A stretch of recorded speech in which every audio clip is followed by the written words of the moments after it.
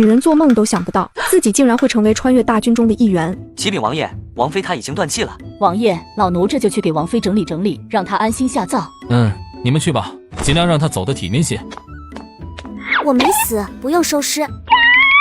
这是冤有头债有主，把你下旨赐婚给战王殿下的是当今圣上，你若死不瞑目，找他寻仇便是。我们家王爷可从没亏待过你。这些我自然清楚，不需要你提醒。还有，我是人不是鬼。林烨此时也有些反应过来了，人家都说鬼没有影子，然而王妃的影子却清晰地倒映在地上。林烨顿时松了一口气，谢天谢地，阿弥陀佛，王妃娘娘福大命大，造化大，命不该绝。几人此时所处的破庙内并没有什么遮挡物，简俊尧这边的动静玄战听得一清二楚。马车的箱子里还有一颗百年人参，一会儿让宋嬷嬷煮了，给王妃补一补身子。同样，玄战的话简俊尧也能听到，他知道这就是原主新婚半月的丈夫，碧渊国的九皇叔战王殿下，因领兵打仗时受伤导致下肢瘫痪，皇帝顺理成章收回兵权，并将西北的2座城池赐予战王作为封地。世人都知道，那2座城就是2座鬼城，凡是走进那里的人非死即疯，从无例外。皇帝甚至还派了100名亲卫护送，明着说是保护战王安危，实则是防止他半路逃跑。此时他们正是赶往封地的路上，又恰逢100年不遇的大旱，一行人已经到了只能靠一些草根树皮充饥的地步。恭喜宿主绑定空间成功。简俊尧愣了一瞬，很快陷入回忆。他是在末世抢夺一个空间神器时，不慎跌入悬崖丧生，才穿越至此。难道那个空间仪器跟过来了？他试探性的使用意念与那道机械音沟通。空间在哪里？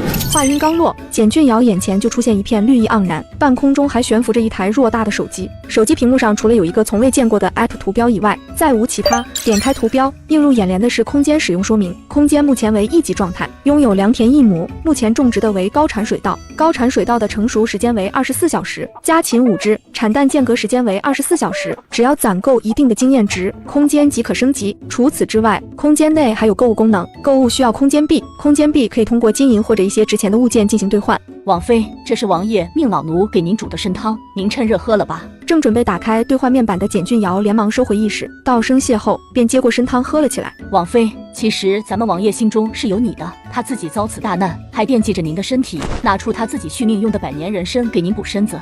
简俊尧貌似在认真听宋嬷嬷絮叨，实则是在搜寻原主的记忆。与玄战成亲半月，玄战根本就没正眼瞧过原主，然而他今天将唯一一颗100年人参拿出来给自己补身体，这只能说明玄战对他并无一点感情，有的只是些许愧疚意或者责任。这汤不错，你们也喝一些暖暖身子。你当这煮参汤的水是天上掉下来的，想喝就喝。我们王爷都已经一整天没喝水了，若不是因为王妃娘娘闹自杀需要补身子，这些水就可以给王爷解渴了。林北的话简俊尧没办法反驳，他在末世时就清楚饮用水的珍贵程度，这里也同样。宋嬷嬷连忙将林北拉去一边，看着2人离开，简俊尧意识再次进入空间，点开 App， 想看看是否能想办法弄一些水出来。他首先进入兑换系统，看了看空间币的兑换比例，10个铜板可兑换1空间币，1两白银可兑换100空间币，1两黄金可兑换1000空间币，银票和金票也可兑换同等价值的空间币。紧接着，简俊尧进入购买物品界面，无数个图标瞬间映入眼帘。他打开食品商城，里面的物品种类应有尽有，而且价格也算亲民，比如一瓶600毫升的矿泉水只要2空间币，大馒头2空间币一个。简俊尧咽了咽口水，这些他都买不起，即便能买起，他又要如何将这些拿出来？这才是最让他头疼的问题。就在简俊尧沉思之际，玄战坐在特制轮椅上被林烨推到他面前。当他视线落在简俊尧身上的时候，墨眸瞬间眯起。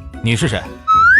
Vocal， 好帅气的男人。回答本王的话。简俊尧整理一番记忆，他是替嫁来的，原主并没有隐瞒自己的真实身份。我已经和宋嬷嬷说过了，我是简俊尧，并不是简嫣然。玄战微不可察地露出一丝玩味，他从小就有个不为人知的本领，那就是拥有一双阴阳眼，能看到别人看不到的东西。你的一切都逃不过本王的眼睛，若是不想立刻去死的话，就从实招来。我真的不知道你在说什么，我能告诉你的已经都说了。你是哪里来的幽魂？为何要占了他的身体？简俊尧目瞪口呆，这个男人究竟有什么本事，竟然能发现这具身体的灵魂不是原主？不说实话，信不信本王现在就让你魂飞魄散？这个男人拥有一双阴阳眼，一眼就看出眼前的女人换了灵魂。你是哪里来的幽魂？为何要占了他的身体？不说实话，信不信本王现在就让你魂飞魄散？臭男人，你掐着我要怎么回答你？玄战，你算什么男人，竟然对一个手无缚鸡之力的女子动手？本王奉劝你一句，不要做无用的挣扎。反正不说也落不到什么好下场，还不如选择性说一些实话，也许还有转折的机会。我来自2000多年以后，一个叫大夏国的地方。你来这里有什么目的？我哪有什么目的？不小心坠入悬崖，以为自己死了，谁知竟然在这具身体上醒过来。原本的简俊瑶呢？他肯定是死了，否则我怎么会来到这里？据我所知，做鬼的都会有些本领，你有什么？姑奶奶的本领可大了，吃饱了就能爆你的头。回答本王的话。看到玄战那带着杀意的眸光，简俊瑶算是明白了，他若不把老底都抖落出来，这个男人会立刻送他上路。有银子吗？我给你展示一下本领。哇！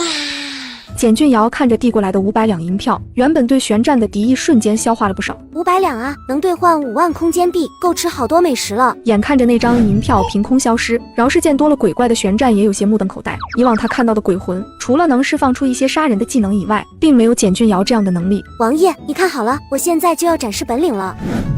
王爷，这叫矿泉水，我们先解渴。说着，简俊瑶当着玄战的面大口喝了起来，然后看向玄战，只见他根本没有喝。这水没有毒，你可以放心喝。500两银票，你就只能变出这2瓶水。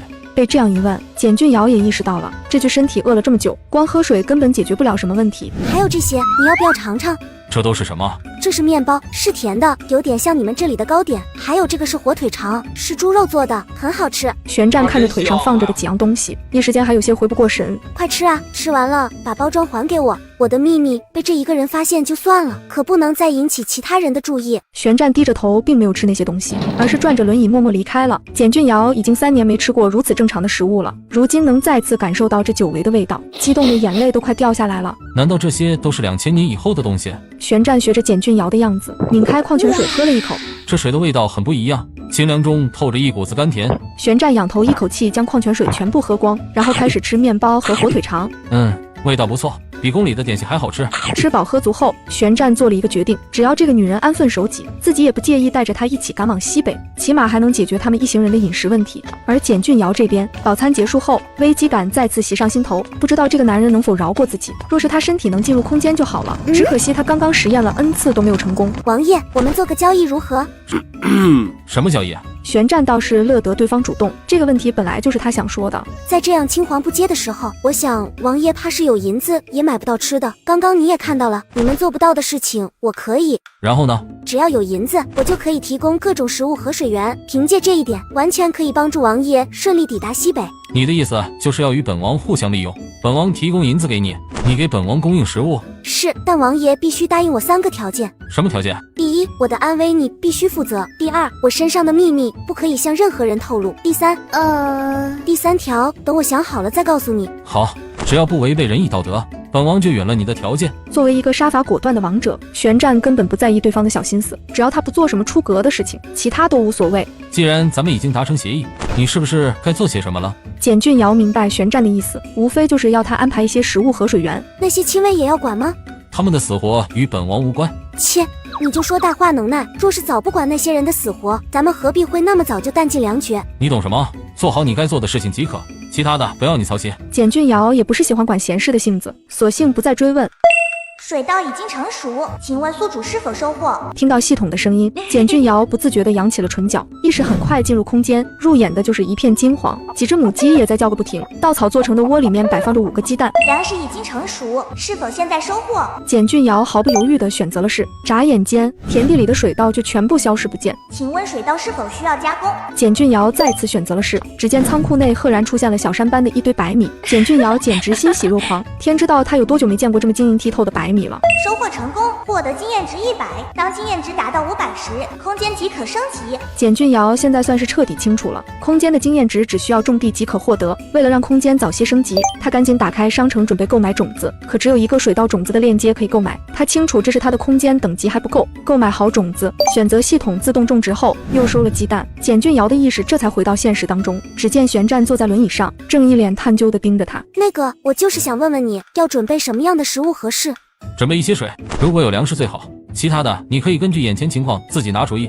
我拿出来这些东西不会引起别人怀疑。有本王在，你无需担心。简俊尧要的就是这句话，他还真不怕事儿大，直接购买了3桶5升的矿泉水、白米、白面、大白菜、土豆、萝卜、鸡蛋，就连油和调料都买了一些。他都是挑着这个时代有的购买，就是想先看看旋战让这些东西过明路的能力。看到这些食材，饶是见多识广的旋战也有些不淡定了。他以为这个女人只能拿出一些奇奇怪怪的东西，没想到还有这些。不过他很快就整理好了思绪。这些不错，那边有几个水囊，你去拿过来。简俊尧乖乖地取来水囊，不用旋战说，直接将桶里的水倒入水囊中，空水桶全部送去回收。旋战对简俊尧的举动很满意，这个女人还挺有眼力劲儿。有刺客，保护王爷！女人穿越第一天，不仅马甲掉了一地，竟还赶上一波刺杀。简俊尧十分肉疼地使用1万空间币购买了一把麻醉枪，黑衣人陆续倒下。简俊尧担心这些人会醒来，连忙购买了几根绳子，将那些人五花大绑。这些人没死，他们只是暂时麻醉，用不了多久就能醒过来，正好作为活口，你可以审问一番。简俊尧说话的同时，在地上捡起一个小木棍，撬开其中一个黑衣人的嘴，从里面扒拉出一个小小的毒囊。对于简俊尧的一系列动作，旋战也不禁对他刮目相看。这个女人懂得还真多，还有她刚刚手里拿着的一个铁疙瘩，真是神奇，只要对准谁，谁就会应声倒地。看来这个女人并不坏，起码在我掐她脖子的时候没有对我出手。旋战的想法若是被简俊尧知道，肯定会一顿神吐槽。那时候他自己要是有银子，还能让他欺负了去。等一下，王妃有何吩咐？这么多人，他们的身上肯定有银子，先搜一搜。眼下这青黄不接的时候，即便搜到银子又如何？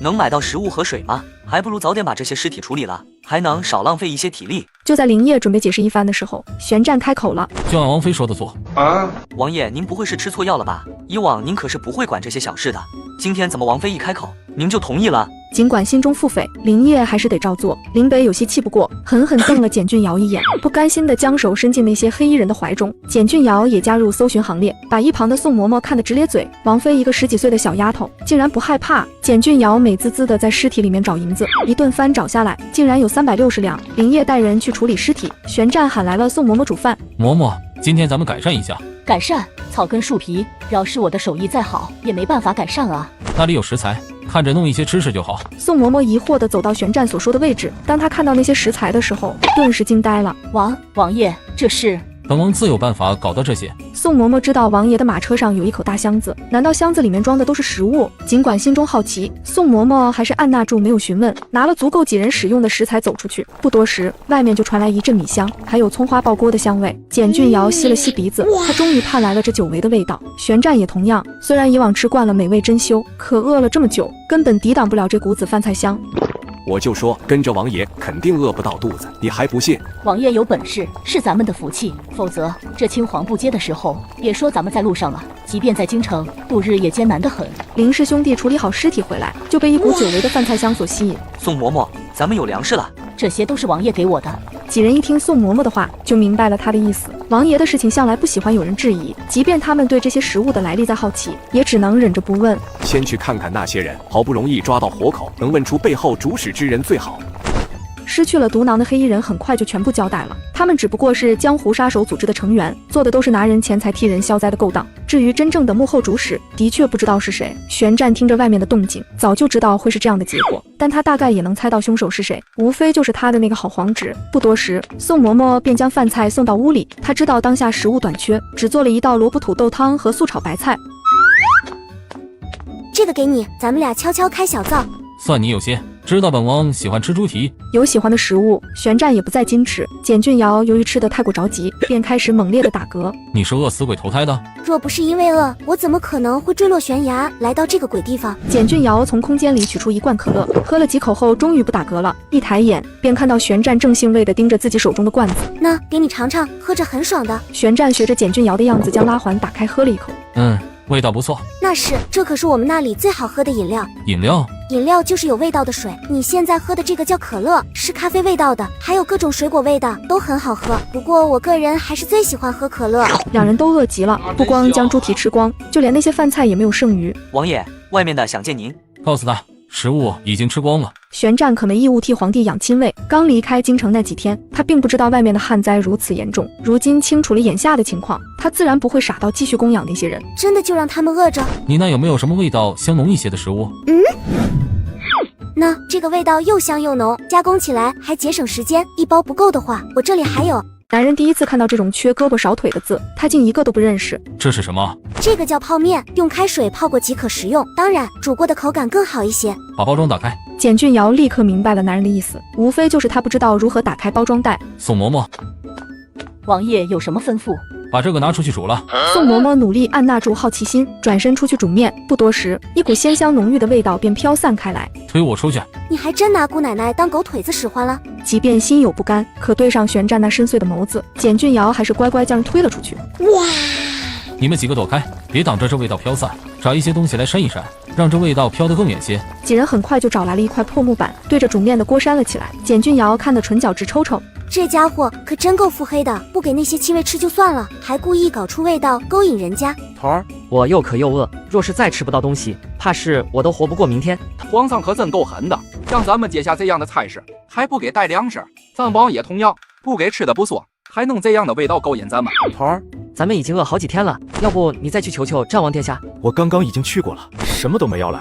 头儿，要不您再去试试？在几个亲卫的不断哀求下，宋清硬着头皮再次踏入了破庙。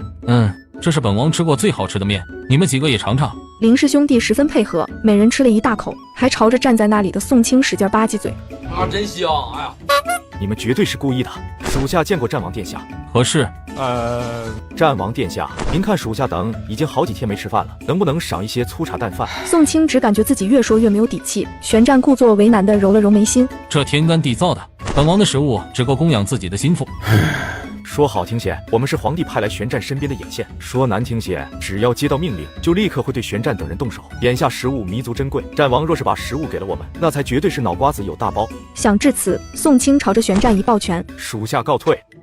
王妃，本王那里貌似还有味道更浓郁的食物，再取一些过来。我这狗腿子是做定了，好，这次姑奶奶一定让你满意。打定主意，简俊尧步伐轻快地走进屋内，在食品商城购买了一包螺蛳粉，又将里面的食材全部摆在大碗里。那你刚刚说的就是这个吧？味道浓郁得很。宋嬷嬷，再把这个煮了。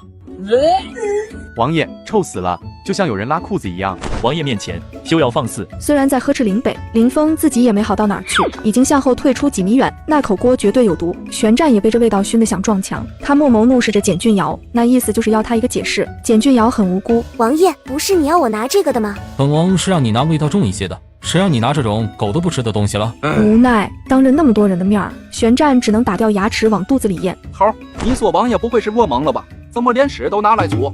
男人只是让人煮了一袋螺蛳粉，没想到一股酸臭味瞬间充满口腔鼻腔，直达胸腔。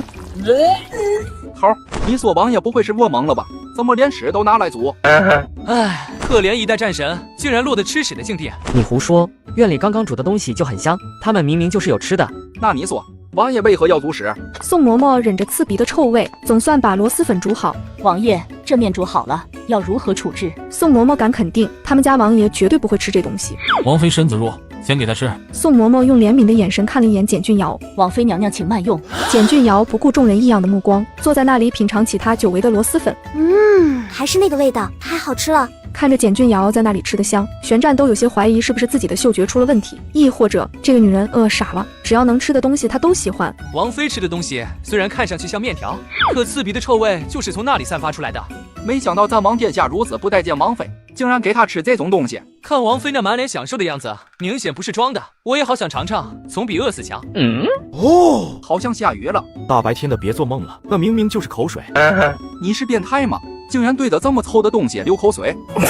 不信你看看，王妃明明吃的就很香。宋清再无往日的沉稳，将亲卫拉下来，自己站在石头上往里面看。果然，他看到王妃在那里吃得津津有味，貌似比刚刚那个面条还好吃。头儿，咱们现在若是想活命，就只有一条路可以走。哪条路？我们若是成为战王殿下的人，属下敢保证，以他的为人，绝不可能看着咱们饿死。宋清也深知这个道理，如今他最是骑虎难下。亲卫见宋清表情有松动的迹象，继续加了一把火。头儿，你我都心知肚明，皇上派咱们出这样的任务，明摆着就是让咱们送死的。虽然大家都是孤身一人，可也不想就这样丢了性命。若是死在敌人手里也就罢了，然而并不是，我们面临的是被活活饿死。紧接着，好几个亲卫一起凑了过来，都在劝说宋清带着大家一起做战王殿下的人。看着一起出生入死的好兄弟，个个面黄肌瘦，宋清也是于心不忍。好，我这就去找战王殿下。而此时的旋战正蹙眉盯着简俊尧，这面条真的那么好吃？他吃的竟然如此陶醉。王爷，宋清又来了。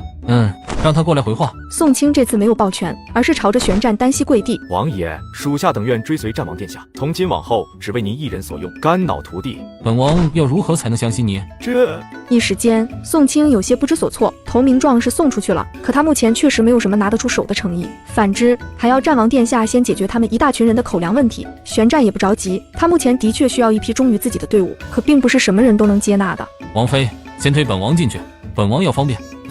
神经病！这位爷表面上看也不像那种厚颜无耻之人啊，区区不喊侍卫帮忙，竟然喊我一个黄花大姑娘，你要不要点脸？人在屋檐下不得不低头，简俊尧只好在众人面前乖巧地推着玄战往屋里走，在别人看不到的时候，朝着玄战的后脑勺挥舞了几下小拳头。玄战好似背后长了眼睛，对本王不敬的人，下场都很惨。王爷放心，我对您绝对尊敬。男人当众就要上厕所，还非让女人带他去。你那里可有什么毒药？毒药？最好是那种到了时间不服用解药就会毒发身亡的。对于药理，简俊尧是精通的，不过毒药吗？他还真不会。不过他空间里有个医药商城，简俊尧快速浏览了一番，可里面中药西药都有，唯独没有毒药。就在他打算告诉玄战的时候，忽然看到一个药品链接，价格才3个空间币，果断购买下来。为了让其看上去更加高大上，又用了10空间币购买了一个复古小瓷瓶，将药品包装换好。王爷要的药不是没有，只不过需要更多一些的银子才可以。要多少？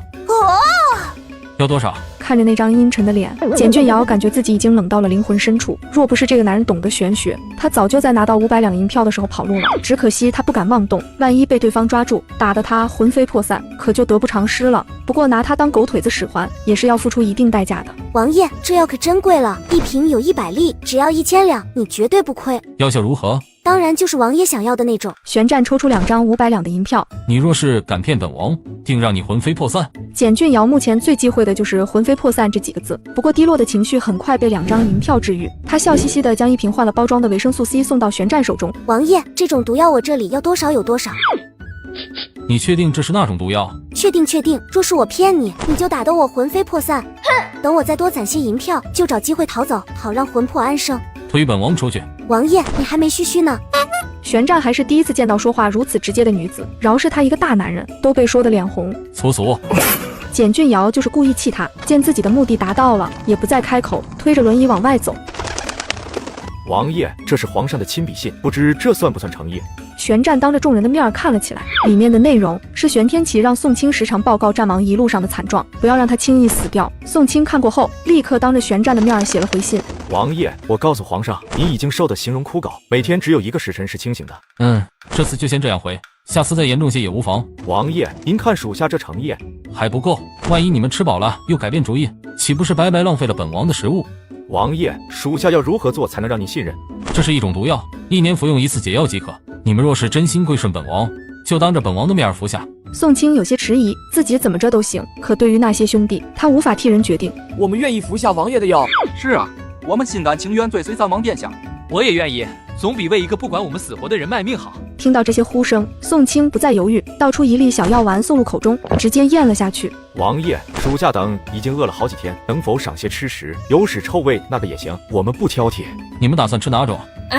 这个男人还真不把自己当外人，要把我的螺蛳粉拿出去送人。问过我的意见了吗？答案自然是没有。在玄战心中，已经对简俊尧形成了一种认知，那就是有钱能使鬼推磨。简俊尧并不知道自己在玄战心目中的定位，此时正美滋滋地琢磨着，这次要跟对方要多少银子。那就给你们吃臭的吧。王妃，俊尧，简俊尧啊，王爷有什么事儿？俊尧，酸死了，你还真叫得出口。看着简俊尧一副心不在焉的样子，玄战有些不放心他一个人办事。推本王回去，本王要方便。这个男人还真是想背着人做事，不会想点其他理由吗？你就不怕别人怀疑你尿频？把你刚刚吃的那个臭东西准备一些。简俊尧知道玄战这是要他给那些亲卫准备食物，亲卫的数量可不少，起码还有80多人。螺蛳粉1包就要10几个空间币，尽管他已经很有钱了，可还有些舍不得。王爷，那个很贵的。简俊尧说话的样子很夸张，玄战从他细微的表情中发现了一丝不一样，那就是这个女人不真诚。但转念一想，如今能弄到吃食就已经很好了，还挑剔人家的品性，是不是有点矫情了？想通以后，玄战再次拿出500两银票。这些够了吗？够了，嘿嘿嘿。其实，即便玄战不给他银子，他也能给玄战螺蛳粉，毕竟刚刚一瓶维生素 C 丸就赚了一大笔。那么多人吃的臭东西，应该很大一堆。你现在就把本王送上马车。眼看着简俊尧推着旋转来来回回，宋嬷嬷很奇怪，原来王爷正眼都不给王妃一个，怎么王妃自杀醒来以后，王爷对她不一样了？难道王爷开窍了？人家小两口独处的时候，你个臭小子跟过去干嘛？男人购买了100包螺蛳粉，没想到拆包装就已经拆到手软，他已经后悔为啥要捉弄这些亲卫，最后辛苦的还是自己。宋清，带人过来取面。都不用宋清吩咐，很快就有人以风卷残云般的速度将螺蛳粉全部搬走。不多久，破庙内再次被那股刺鼻的臭味所弥漫。我的妈呀！我这辈子第一次吃到这么好吃的东西。是啊，没想到这东西闻着臭，吃起来却那么香。咱王殿下仁慈，竟然给我们使用如此美味。旋转眯眼看着那些亲卫，若说简俊尧刚刚一个人吃得香，有可能是装的，可这么多人吃过以后赞不绝口，那就只能说明这东西是真的好吃。王妃，这东西给本王爷尝尝。切，也不知道刚刚是谁嫌弃的跑出那么远，这会儿看别人吃又馋了。简俊尧是一点面子都没给旋转留，旋转顿时黑了脸。放肆！见对方动怒，简俊尧心里也不痛快。这个男人是愤怒的小鸟吗？一言不合就出口呵斥，我也是有自尊的好吗？喂，现在是你有求于我，难道这就是你求人的态度？旋转被气得青筋暴起，这个女人还真是找死。你若是不想魂飞魄散，就不要惹本王生气。旋转墨眸死死盯着简俊尧，无意间发现一个现象，这女人飘忽不定的灵魂竟然不见了。难道她的灵魂已经与这具身体彻底融合了？即便这样，旋转也暂时不打算告诉简俊尧，万一哪一天这个女人不听话了，他还能以此威胁。既然这样，咱们就同归于尽好了。若是用麻醉枪打晕他，我肯定也逃不掉。林氏兄弟那几个死忠不会放过我的。即便这样，我也不想继续过这种时常被人威胁的日子。我也是有骨气的。简俊尧敢肯定，若是他连发几枪，尽管是麻醉弹，旋转也无法活命。究竟何去何从，完全取决于旋转的下一步动作。对于简俊尧的另类，旋转并不反感，反而觉得很有趣。刚刚出言呵斥，也是习惯使然罢了。眼看着铁疙瘩对准自己，旋转不慌不忙地抬起手，想把那铁疙瘩拿过来看看。简俊尧并不知道他的意图，只以为旋转又想来掐自己的脖子。既然你不让我好过，咱们就真的同归于尽吧。连续发出3声闷响，在睁眼以为旋转会倒在自己面前，然而并没有。保护王爷。本王无事。旋转适时开口，才没让林业等人掀开马车帘子。外面安静了，简俊尧的心却不平静。这个男人身法得有多快，竟然能躲过麻醉枪的速度。同时，简俊尧也意识到了一个事实：旋转并没有要自己性命的打算，否则他早就死100遍了。谁让你总是用魂飞魄散威胁我的？我是占了这具身体，这原本的简俊尧也不是我杀的，况且我也不是自愿来这里的。说着说着，简俊尧感觉自己好委屈，他倔强地仰起头，不让自己的眼泪掉下来。原本旋转想吓唬这个不知死活的女人，结果在看到她发红的眼圈时，顿时有些不知所措。哭什么哭？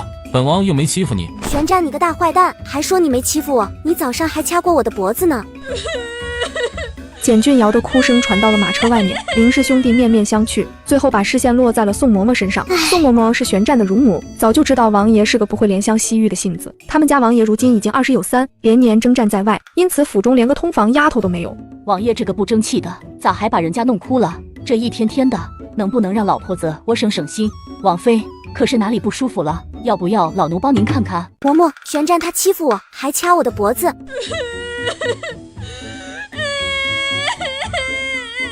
我不就刚见到你的时候，以为是鬼魂，才会那样做的吗？咋还记仇了？哎呦，王爷舞刀弄枪惯了，肯定不是故意的。王妃可莫要多想。看着眼前的小丫头哭得伤心，旋转有些后悔自己刚刚的举动，如此对待一个能帮自己大忙的姑娘家，他的确有些过分了。可他不知道要如何哄女人，还是哭得稀里哗啦的女人。王爷，王妃她年纪小，您该多让着些才是。老奴记得您有一条新帕子，放在马车的格子里面。这提示已经很到位了，就是要旋转帮简俊尧擦眼泪的意思。若是他还听不懂，宋嬷嬷也实在无计可施了。旋转的确听懂了，并且照做。他取出帕子，扔在了简俊尧的手上，美滋滋的等着看简俊尧拿起帕子擦眼泪。本王都已经亲自给你递帕子了，你竟然如此不识趣！旋转正准备说对方不识抬举的时候，就对上了简俊尧那双闪着泪光的大眼睛，正打算脱口而出的话瞬间咽了回去。都要魂飞魄散了，才给500两，真抠门。虽然这样说，可简俊尧的心中已经乐开了花，没想到自己掉几滴眼泪疙瘩也能换来这么多银子。这样总行了吧？行了行了，太行了！还有什么比小钱钱更可爱的东西了？有了1000两，简俊尧刚刚心中的阴霾被一扫而光。那个，刚刚我也有不对的地方，一言不合就开枪，虽然没有打中你，可也的确动了手。简俊尧的自我检讨能力还是很强的，人家都如此有诚意的赔偿他1000两银子，他也不是那种记仇的人，直接在食品商城购买了6包螺蛳粉。看在一天赚这么多银子的份上，今天他请客，一番周折，玄战终于吃到了螺蛳粉，味道的确不错，难怪那些人吃的时候会那么享受，就连林氏兄弟和老管家以及宋嬷嬷都赞不绝口。王爷已经申时了，咱们今天是否继续赶路？今天再休息一夜，明日上路。老奴晓得了。既然决定不走了，玄战当着简俊尧的面儿打开了那口大箱子。简俊尧好奇地伸头看过去，只见里面放的都是兵书，而简俊尧继承了原主的记忆，看到这些繁体字也不觉得陌生。看来玄战能够成为一国战神，一点都不奇怪。简俊尧对这些兵法毫无兴趣，于是起身就准备下车。站住！干嘛？你今天用的那个铁疙瘩，给本王看看。铁疙瘩？就是你今天对付那些黑衣人的武器。玄战想说刚刚对付他的武器，想想还是算了，自己堂堂闭渊国战神，被一个小女子对付，说出来丢不起那个人。简俊尧恍然大悟，忍着笑从空间取出了麻醉枪。小心！唉，这东西叫麻醉枪，这是枪管，子弹就是从这里面出来的，对准目标，然后再按动扳机。玄战听得十分仔细，对于一个久经沙场之人来说，没有什么比一个杀伤力极强的武器更加吸引人。本王很喜欢麻醉枪。简俊尧当然明白他的意思，无非就是想将这把麻醉枪占为己有。不过他这次的态度倒是有进步，没有那么霸道。即便这样，简俊尧还是有些舍不得。看着他那肉疼的样子，玄战唇角勾了勾，很快又恢复如初。多少银子？本王给你买。玄战的态度一好，简俊尧还有些不适应了，话也脱口而出：麻醉枪100两，自带10发麻醉弹。话说出口，简俊尧恨不得给自己一个大逼兜。看玄战对麻醉枪的喜爱程度，他完全可以大赚一笔的。玄战没想到语气放缓了一些，竟然有如此效果，看来这女人是个吃软不吃硬的主。他快速在怀中取出500两银票，本王要5把麻醉枪。既然麻醉枪赚不到你的钱，我可以从其他地方入手。王爷，这麻醉枪可不光是只买个外壳子这么简单。玄战一看简俊尧的表情就知道，这女人要搞事情。这麻醉枪里面只有10发麻醉弹，若是麻醉弹用光了，这东西就会成为一堆废铁。你想表达什么？我想说的是，除了麻醉枪，我这里还可以提供麻醉弹。简俊尧话落，就等着玄战询问麻醉弹的价格。然而玄战却语不惊人死不休，先来5把麻醉枪，不要麻醉弹。玄战，你个大男人要不要如此计较？不就是赚你一些小钱吗？简俊尧黑着一张脸，在武器商城购买了5把麻醉枪，直接丢在玄战面前。面对他的态度，玄战也不恼，随即朝着外面喊人：林业、林峰、林北、管家。几人听到王爷的呼唤，纷纷赶了过来。咱们以后的路怕是不能平静，这东西给你们每人1把，留着保命时候用。王爷，刚刚不会就是这东西发出来的声音吧？你说的不错，就是这个东西发出来的声音。玄战很仔细地将麻醉枪的使用方法说了一遍，然后再次回到马车内，就看到简俊尧满脸的不高兴。玄战心知，一定是这女人没得到想要的银子，不开心了。银子不是一天赚的，到西北的路还很长，也不急于这一时。玄战已经做好了被这女人榨干银两的准备，在这种饥荒时期，有粮食吃就已经很满足了，银子没了可以再赚，更何况以他的财力，这女人想让他变成穷光蛋的可能性并不大，甚至可以说不可能。简俊尧没想到这男人还会出言安慰他，一时间有些迷茫。玄战，你怎么了？男人突然胸口剧烈起伏，双腿也不断的颤抖。玄战，你怎么了？你腿很疼吗？简俊尧知道玄战双腿瘫痪，但具体什么原因并不清楚。见玄战依旧蹙着眉头一言不发，简俊尧只能朝着外面喊人：宋嬷嬷、林侍卫、管家，王爷生病了。几人听到简俊尧的声音，连忙围了过来。王爷，老奴这就给你施针。不必，插几针也只不过是缓解一时的疼痛罢了，这点痛本王还承受得了。王爷，缓解一下疼痛总比您这样遭罪要好啊。本王说不必就不必。管家，王爷得的到底是什么病？王妃还是别问了。看玄战的样子，应该是中毒了。穿越小说里不都那么写的吗？男主是个高手，中了解不了的毒，然后使用内力将毒逼到小腿以下部位，这样就能暂时保住性命。我看王爷的情况应该是中毒了。老管家见王妃一语道破真相，有些不可思议。他们家王爷中毒的事情，对外一直是保密的。王妃，您。简俊尧从老管家的表情上就能够看得出，他猜对了。告诉我，王爷到底中的什么毒？既然王妃能看出王爷是中毒，说出来也无妨。王妃，王爷他中的是一种名为血色曼陀罗的毒，中了这种毒，皮肤会变成血红色，毒素渐渐地蔓延至全身后，起初会感觉到痛痒难耐，直到毒素越发深入体内，致人死亡。幸亏咱们王爷及时使用内力，将毒全部逼到小腿下方，才勉强保命。刚刚您也看到了。王爷今日是毒发了，他使用内力将毒逼退的后果就是小腿疼痛难忍，无法正常行走。得到了想了解的答案，简俊尧转身上了马车。此时的玄战已经坐直了身子，貌似在运功。差不多过了半个时辰，玄战才缓缓睁开眼睛。简俊尧并没有说话，而是直接伸手去撩玄战的裤脚。玄战想躲开，奈何双腿根本不听使唤。你大胆！简俊尧眼睛死死盯着玄战的脚踝，触目一片血红，难怪这毒会叫血色曼陀罗，这纹路的样子的确有些像曼陀罗。这毒没有解药吗？你们那里的女子都如你这般豪放吗？我特喵在关心你，你却说我豪放。看着玄战又闭上双眸，简俊尧知道，与其问一个哑巴，不如去问问老管家他们。管家，王爷的毒可有解药？亦或者有解药的配方？解药的配方在咱们离京前的1个月就找到了，只可惜上面有2味药材根本寻不到。什么药材？这里买不到，万一药品商城里有呢？岂不是又可以大赚一笔？血色曼陀罗的解药由36味药组成，我们已经凑齐了34味，唯独缺少冰山雪莲和血煞陀罗花。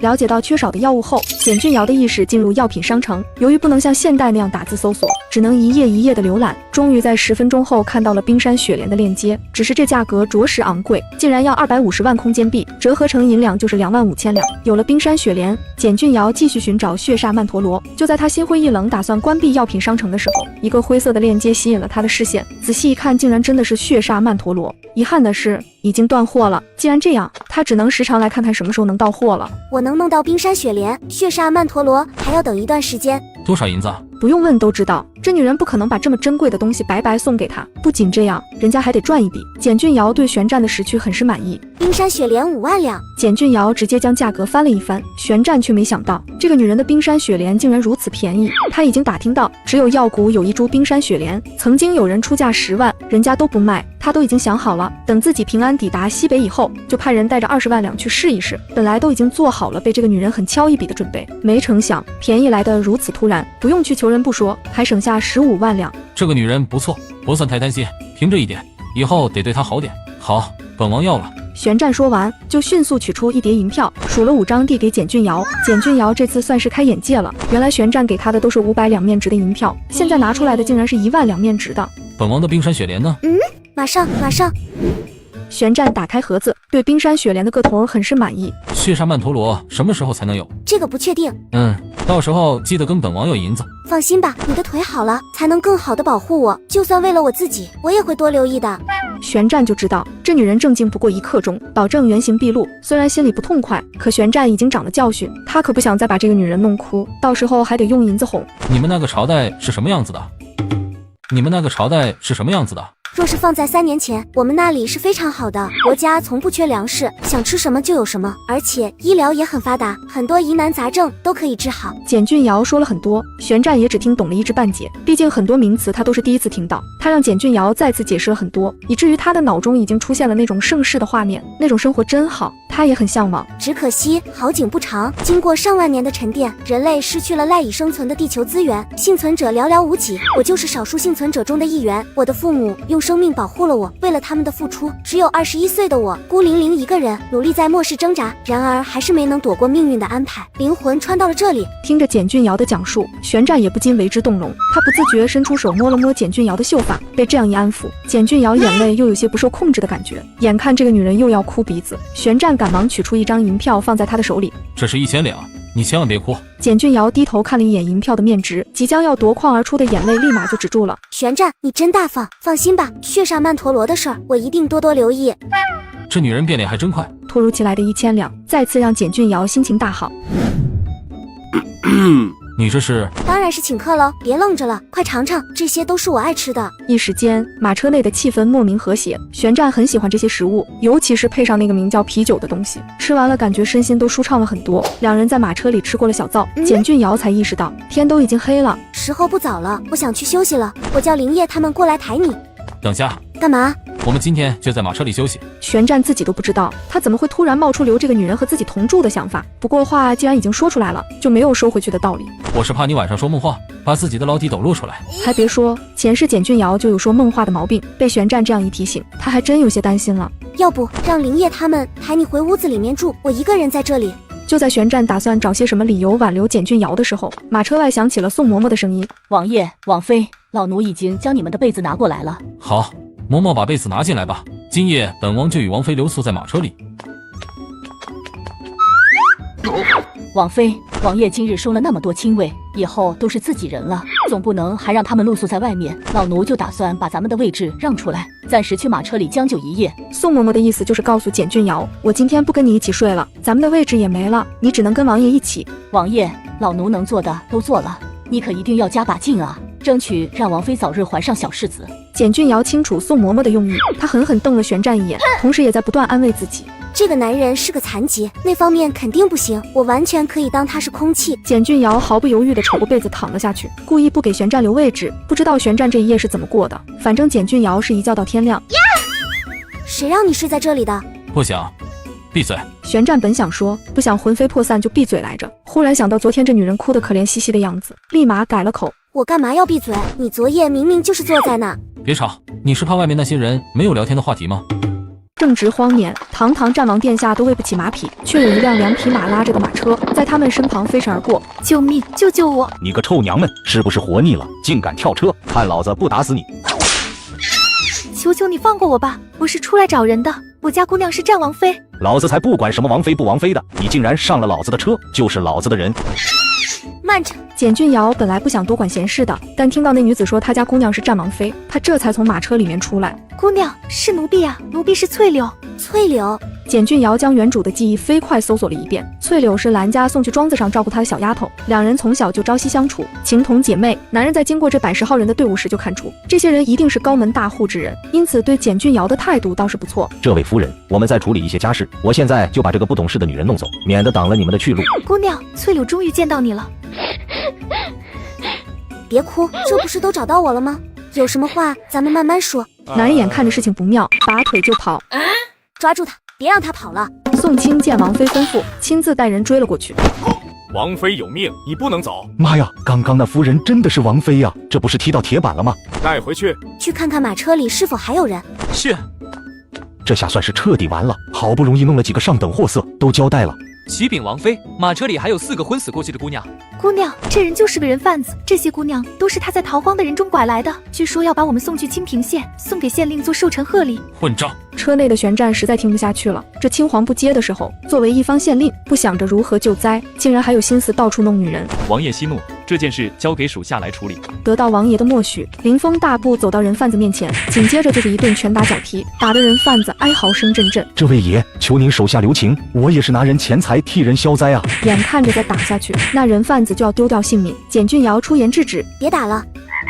看来还是宋清那群人比较识趣，以后有机会多给他们一些美食福利，让这个不听话的林峰干眼馋。姑奶奶最大的优点就是记仇。哼！林峰，听王妃的。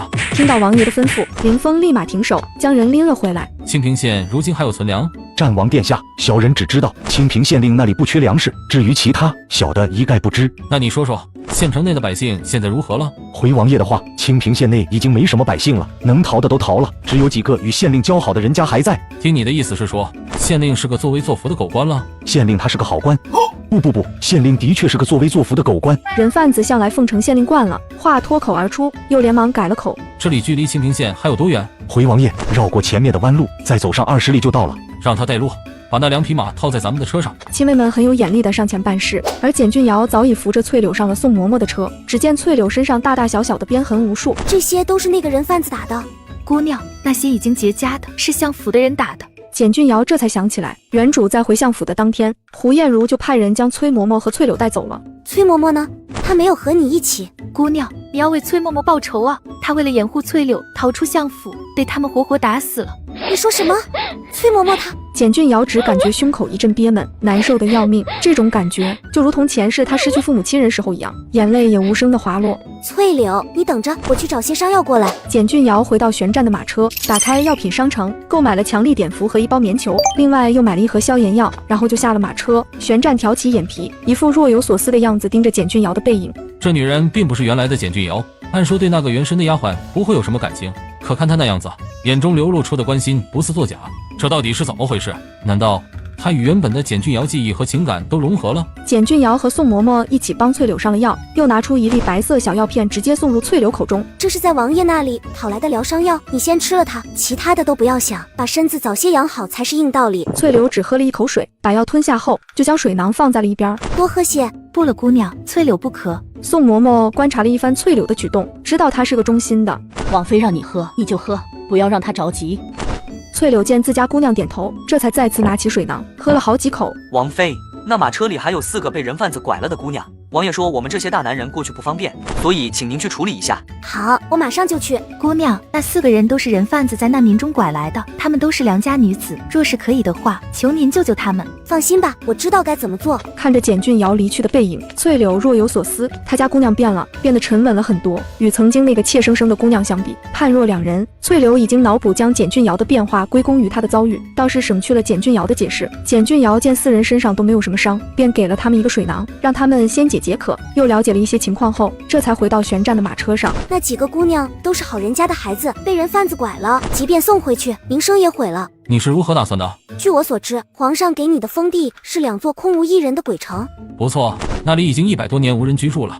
既然这样，你有没有考虑过一路上广收难民，一起到那里生活？旋转当然想过，从接到去封地圣旨的那一天就想过，只可惜在这种饥荒时期，最好的诱饵就是粮食和水源。若是没有这些，那些难民凭什么会跟着他走？如今却不同了，有简俊瑶在，只要有银子，估计粮食和水源可以做到要多少有多少。这个计划完全可以提上日程了。正值荒年，堂堂战王殿下都喂不起马匹，却有一辆2匹马拉着的马车在他们身旁飞驰而过。救命！救救我！你个臭娘们，是不是活腻了，竟敢跳车？看老子不打死你！求求你放过我吧，我是出来找人的，我家姑娘是战王妃。老子才不管什么王妃不王妃的，你竟然上了老子的车，就是老子的人。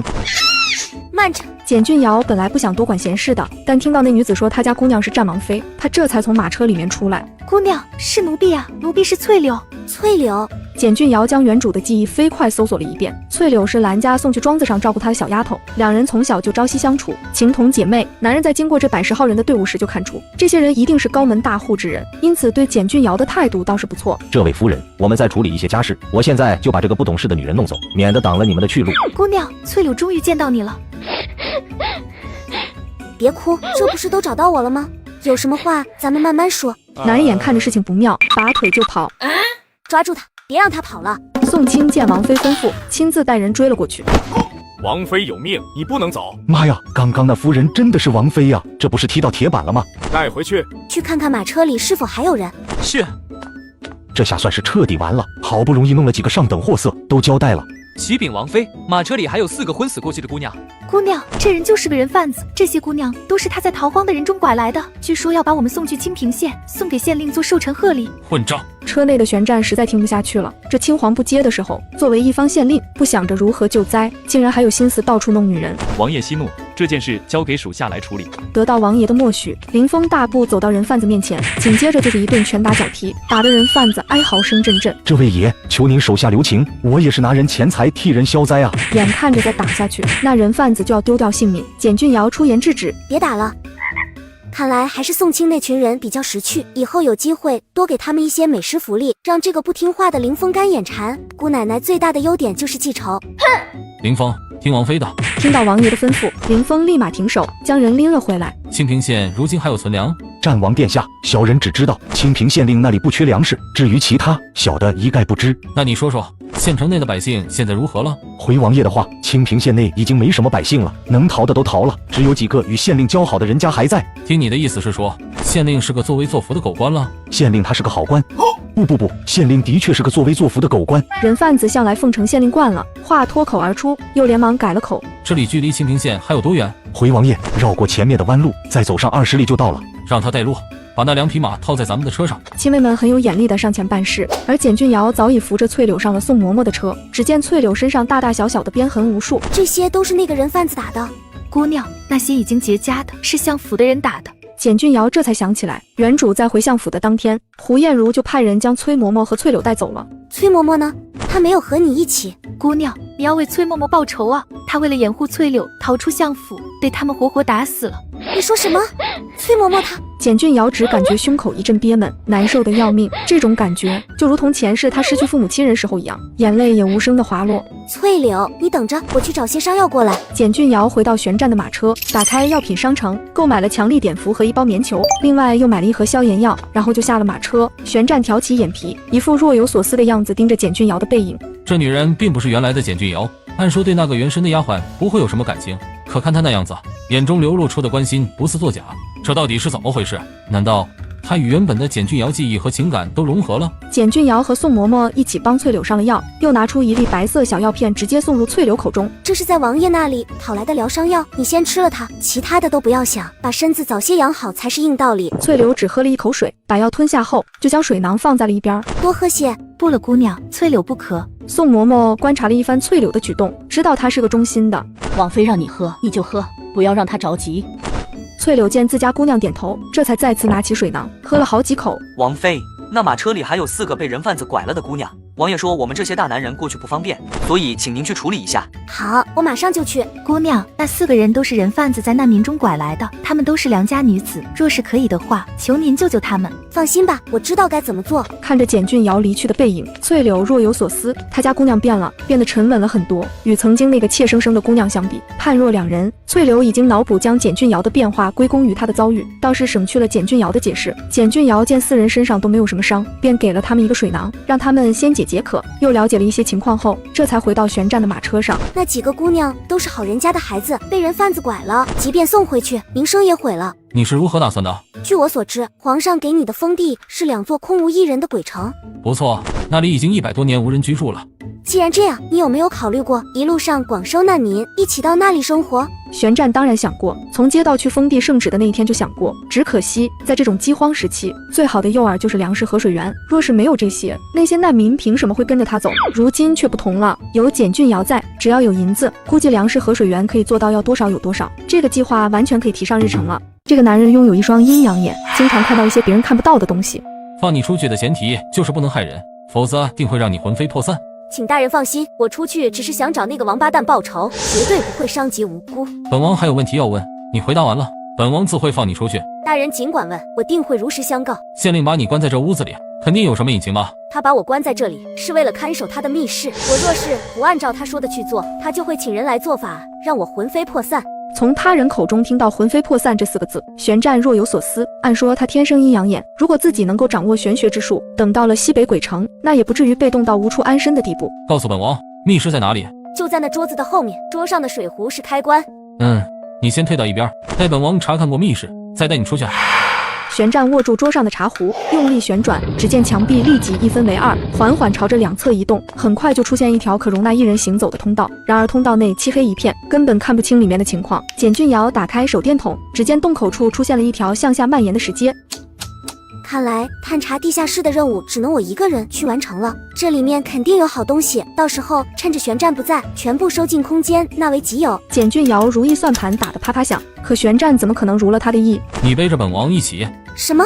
你让我背着你？你能不能要点脸？长得高高大大的，让我一个瘦弱的小女子去背，简直滑天下之大稽，说出去也不怕被人笑话。既然这样，那就等着灵叶他们过来以后，再背本王下去好了。不用，我能背。笑话，那些人来了，背着你下去，还有我啥事？为了我的小钱，姑奶奶拼了。幸亏简俊瑶穿来以后吃了很多好吃的，才勉强将旋转背了起来。旋转，你是猪吗？咋这么重？看在我辛苦背你的份上，下面的宝贝你可不能独吞。不对，我们那里有个规矩，见面分一半，咱们俩5-5分。聒噪！若是换做别人，敢在他面前如此絮叨，他早就将人踹出去了。今天不知道怎么了，他竟然忍了这么久。说谁聒噪呢？若不是背着你，我早就跑下去了，竟然还不领情。旋转太了解这女人的脾气了，知道若是自己在说些什么，简俊瑶保证会把她扔在这里。谁知他的这个想法刚冒头，就感觉屁股一痛。旋转，看在我这么辛苦背你的份上，我要求多分1成，要不姑奶奶就不干了。反正这里你也出不去，我一个人下去，还不是想拿多少宝贝就拿多少宝贝。真是想什么来什么。不过这女人威胁的确有道理，若是真把我扔在这，她独自一个人去下面查看，那里的东西恐怕要全军覆没了。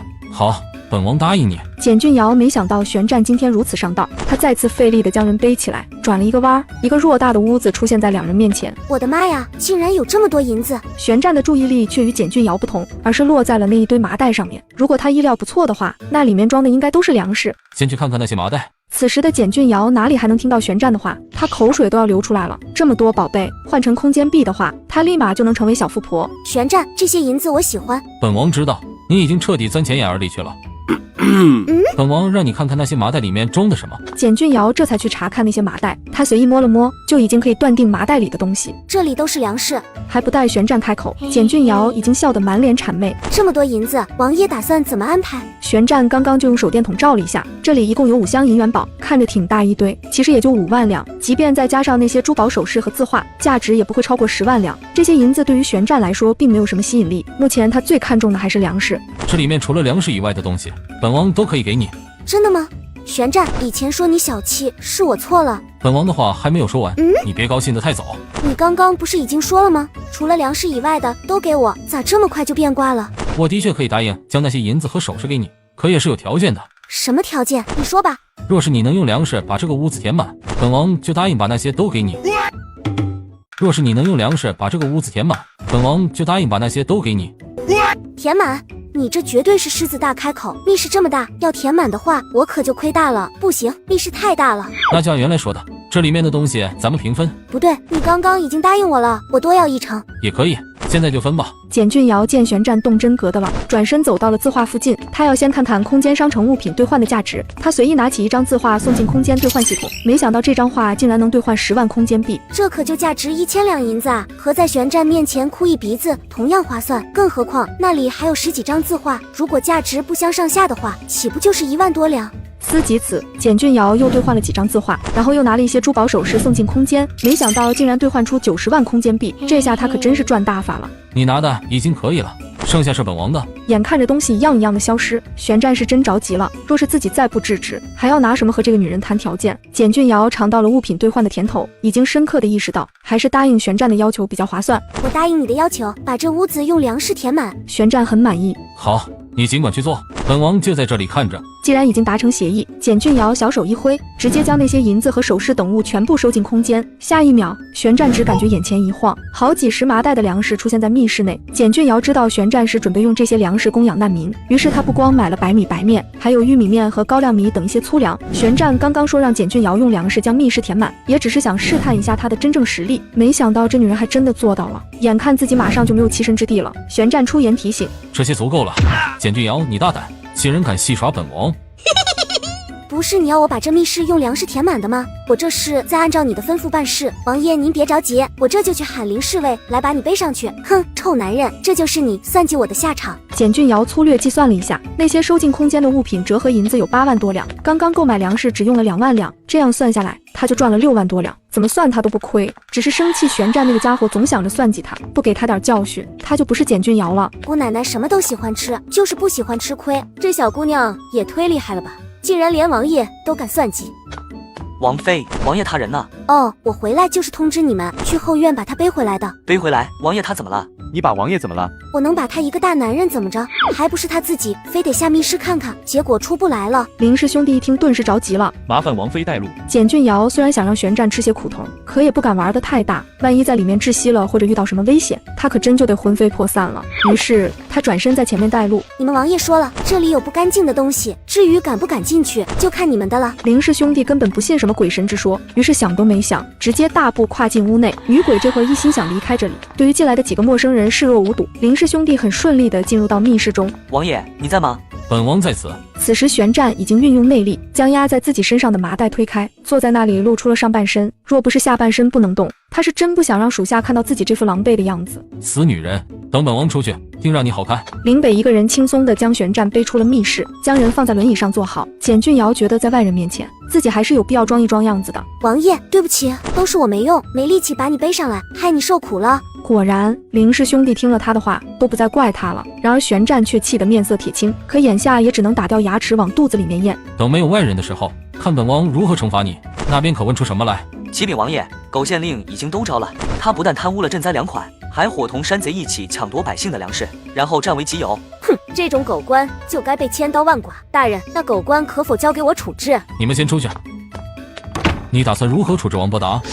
我要把他的心掏出来看看，到底是不是黑的。不过在此之前，我想求王爷帮个忙。帮什么忙？王伯达大腿内侧请人刺了一道符，以至于我根本无法靠近他。烦请大人将他那道符破坏掉，我就可以报仇雪恨了。这个本王可以帮你，不过本王认为这样的恶人若是死得太痛快，还真是太便宜他了。女鬼被这一提醒，瞬间懂了。大人放心，我保证让他先尝尝生不如死的滋味。玄战使用内力将符咒摘掉，女鬼得到自由，身体瞬间飘了出去。无论用什么办法，尽快去城内寻找大量板车，赶路的时候带着那些粮食。回到内院，玄战一眼就看到了站在房顶正怒视着县令的女鬼。宋清，把王伯达的裤子扒了，把王伯达的裤子扒了。以前咋没发现王爷的口味如此重，竟然要当众扒一个男人的裤子？我们刚刚可是费了好大劲儿才给他把裤子穿好，估计这会儿还没捂热乎呢，就又给扒了。忍着心中的疑惑，宋清带人将县令的裤子当众扒掉。就这点本钱，还到处寻花问柳？若不是顾忌周围人多，简俊尧差点就笑出来了。玄战蹙眉转头，见这个女人正盯着县令看，强忍着怒气呵斥：“你们那个朝代连非礼勿视的道理都不懂吗？”简俊尧没成想，宋清就那样毫无顾忌的当众给县令裤子扒了，结果就歪打正着的被他看到。他此刻也意识到自己看了不该看的地方，可莫名被玄战呵斥，他心里也不痛快。人家的虽然袖珍了些，可总比某些人的强，除了能用来嘘嘘，别的啥也干不了。简俊尧。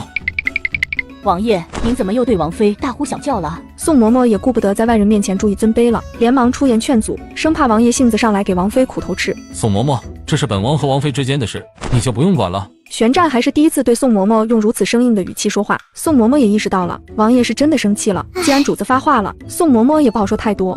王妃她年纪小，王爷您还是不要太严格的好。放下这句话，宋嬷嬷便3步1回头的离开了。她希望王妃是个有眼色的，赶紧跟自己离开。谁知简俊尧却朝她笑了笑，身子纹丝未动。王妃啊，王妃，老奴也只能帮您到这里了，您就自求多福吧。无耻的女人！你今天欺负我2次，我都还回来了，咱们扯平。我什么时候欺负你了？早起的时候，你没经过我的同意睡在我旁边，这是你的第1个错。第2，咱们说好了，密室的东西我6你4，最后你却无耻的要我把密室用粮食填满，难道准许你算计我，我就不能报复了？再说了，我刚刚也只是实话实说而已。你给本王闭嘴！你哪只眼睛看到本王不行了？玄战此刻情绪已经接近暴走状态，简俊尧却露出一抹坏笑。本来想给你留些颜面的，你却不领情。既然这样，本姑娘就告诉你，为啥知道你不行。先说我刚来那天，不到半个时辰，你就2次要求去方便，这说明你尿频。尿频是前列腺疾病的一种表现，而且看你方便的间隔频率已经病入膏肓了。还有，你下身瘫痪，长时间不运动的话，肌肉萎缩也会影响那个。住口！虽然玄战听不懂什么前列腺，又是肌肉萎缩的，可他也不傻，知道这些都不是什么好话。简俊尧，本王告诉你，本王正常的很。这个女人有毒，若是再和她交流，肯定得气得吐血。玄战努力整理好情绪，不再看简俊尧，将目光落到县令身上。宋清，看看王伯达的大腿内侧是否有一个刺青的符咒。启禀王爷，那里的确有个符咒形状的刺青，把那刺青给本王割掉。是。就在众人不明所以之际，只见县令那肥胖的身体忽然站了起来，只有玄战能够看到，是那女鬼附身在了县令身上。下一秒，就看见县令光着身子，伸手拔下一名亲卫的大刀，当着众人的面儿，干脆利落的手起刀落，把自己给割了。管不住的东西留着干嘛？割了就一了百了，省得害人。话落，就见县令走到那一点点的小肉面前，抬脚就踩了上去，还使劲儿碾了好几下，直到他抬起脚的时候，那东西已经看不到了。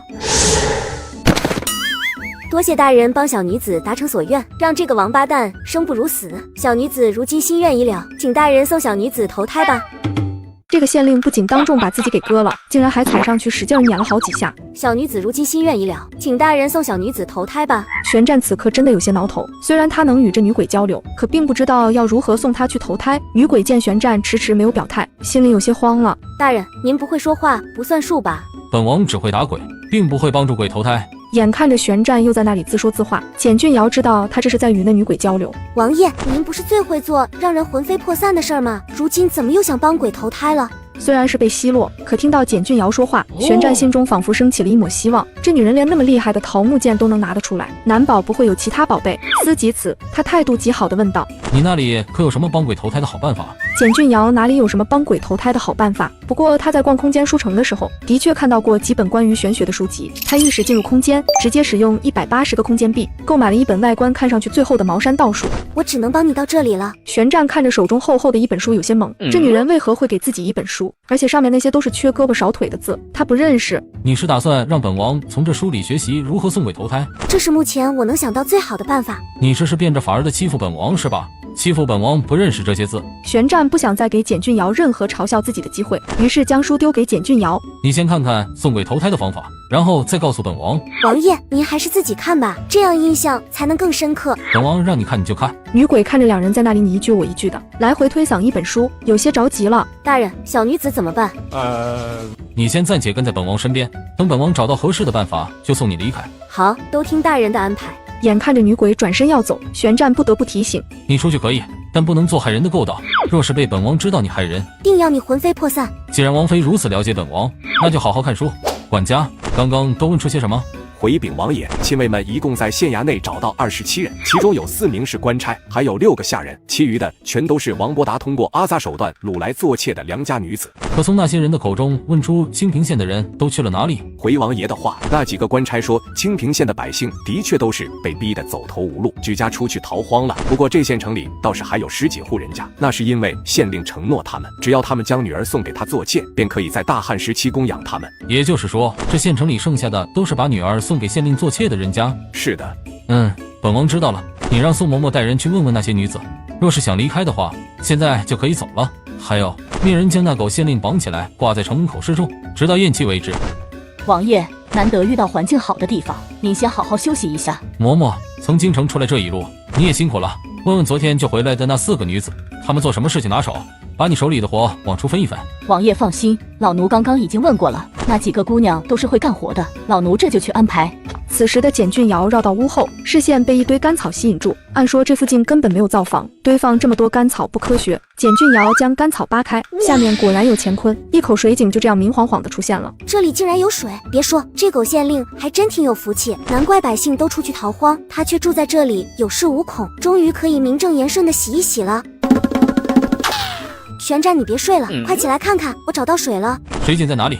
带本王去看看。你看，就是这里。虽然水并不是很多，可也完全够咱们这么多人洗个澡了。听到洗澡，玄战的身体顿时就条件反射般痒了起来。他从小到大还是第一次这么久没有沐浴，估计身上都要生虱子了。玄战立即找来管家和几个亲卫，当众人看到井里有水的时候，全部惊呆了。要知道，他们从京城出来，一路寻找都没有找到一口有水的井。老管家抹了把眼泪，扑通一声跪在了玄战面前。王爷，你有大福气啊，竟然能在这不起眼的地方找到水源。亲卫们也同样感激地朝玄战磕头。若是换了自私的主子，找到如此珍贵的水源，肯定会自己藏着掖着偷偷用。然而战王却不然，找到水源第一时间和大家分享。起来说话，水井是王妃发现的，并不是本王。闻言，众人又朝着简俊尧跪了下去。简俊尧可受不起，尤其是年纪都能当自己爷爷的老管家。大家不必多礼，咱们出门在外，谁都不容易，有资源就要一起分享。简俊尧面对玄战以外的人都能做到落落大方，这倒是让众人对他的印象好了很多。老管家欣喜地带着亲卫们去烧水，简俊尧推着玄战回了房间。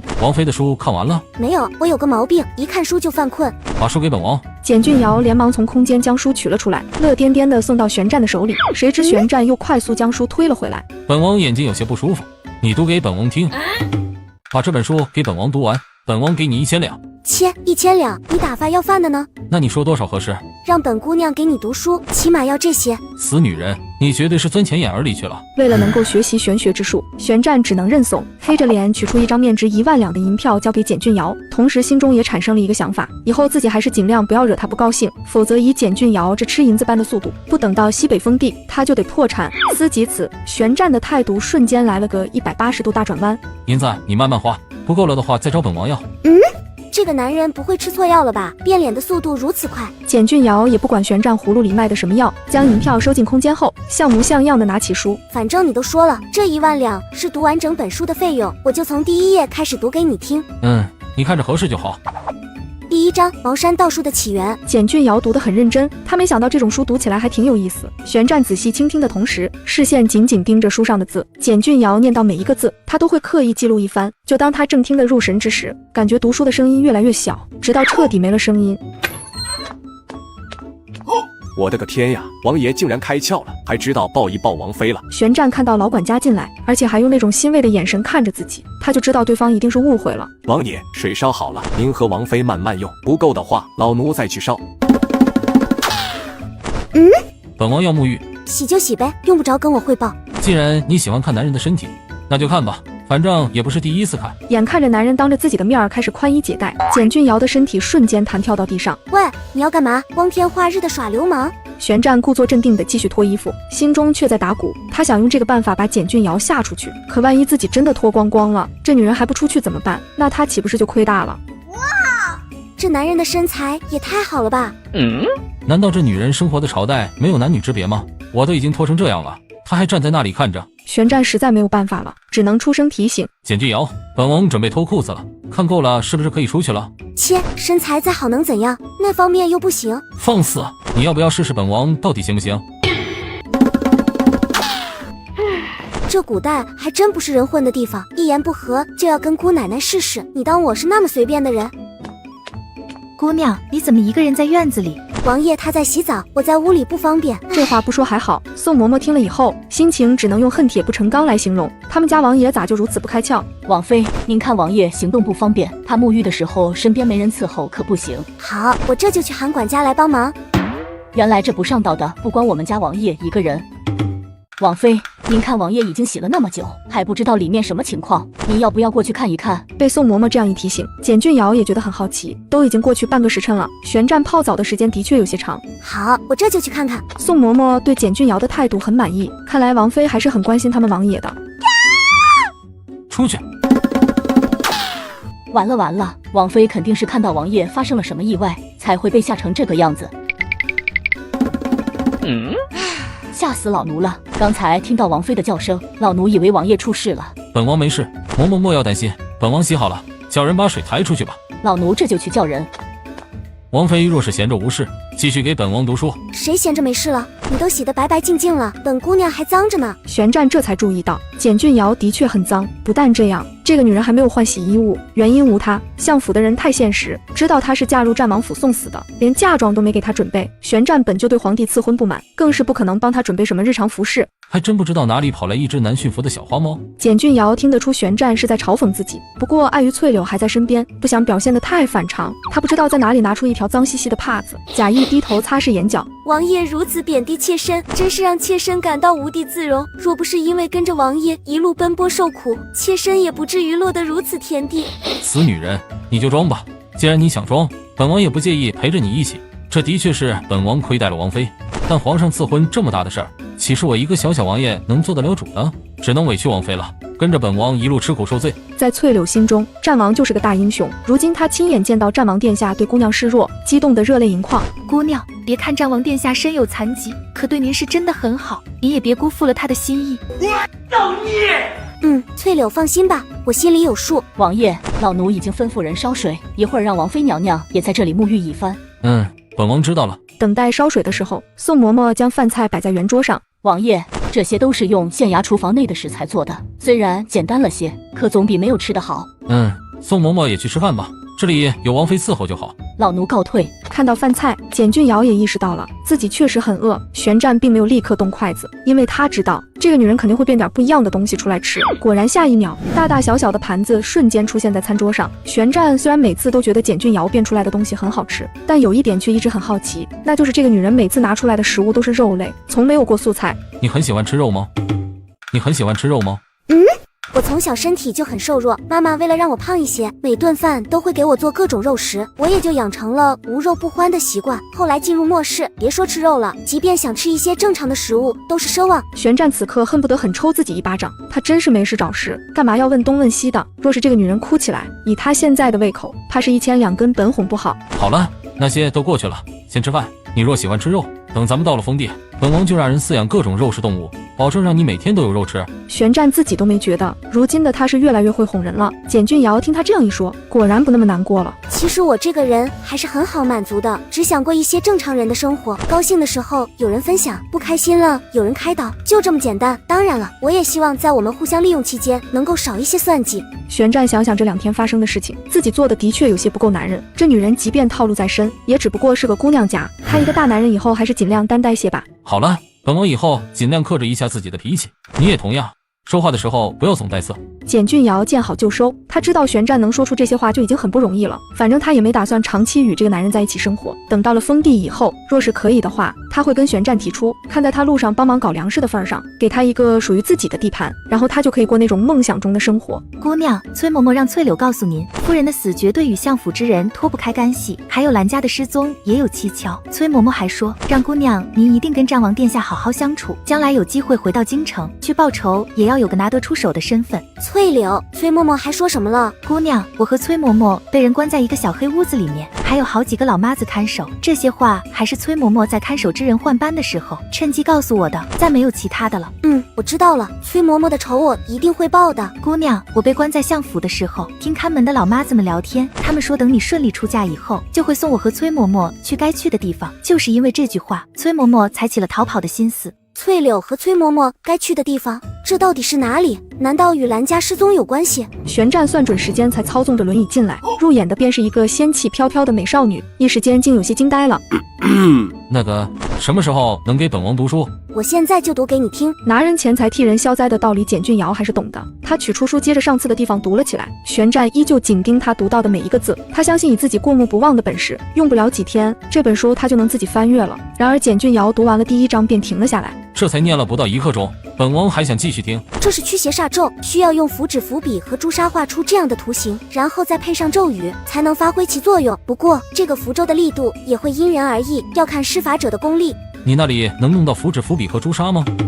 你那里能弄到符纸、符笔和朱砂吗？符纸和符笔玄战听都没听说过，估计市面上肯定买不到。简俊尧粗略地计算了一下价格，然后朝着玄战伸出一根手指。玄战秒懂，麻利地取出1张银票交给简俊尧，快帮本王把东西变出来。简俊尧被那张银票惊呆了，其实他这次只想要100两的，谁知玄战一出手就是1万两。眨眼间，玄战的面前就出现了10叠符纸，满满1纸袋子的朱砂，就连符笔都有好几种型号。简俊尧做事自然要对得起玄战的小钱钱，购买的数量是计划的10倍。与此同时，玄战在心中也给简俊尧加了分。这女人办事还挺靠谱，竟然变出来这么多东西，1万两银子花得太值了。某冤大头此刻已经完全被眼前的物件吸引，立即带着他的宝贝去桌前准备学习。简俊尧见没自己什么事儿了，便独自走出屋子。姑娘，这个真好吃。好吃你就多吃些，吃没了我再找王爷要，反正免费的背锅侠，不用白不用。王爷对姑娘可真好，如此珍贵的肉干都能一次给您这么多。两人很快来到破屋子外面，只见林氏兄弟已经带着人开始往木板车上搬运粮食。姑娘，咱们为什么要来这里？你只管看着就好了，大家辛苦了。我这里有王爷给的肉干，你们休息一下先尝尝。亲卫们忙得连午饭都没顾得上吃，此刻正饿得慌，忍不住咽了咽口水。吃吧吃吧，不够的话，本王妃这里还有，再给你们拿。林氏兄弟见状也停住了手中的动作，等待简俊尧过来给他们发食物。谁知简俊尧将肉干发给最后一个亲卫后，转身就走了。没剩下多少了，本王妃自己还要留一些。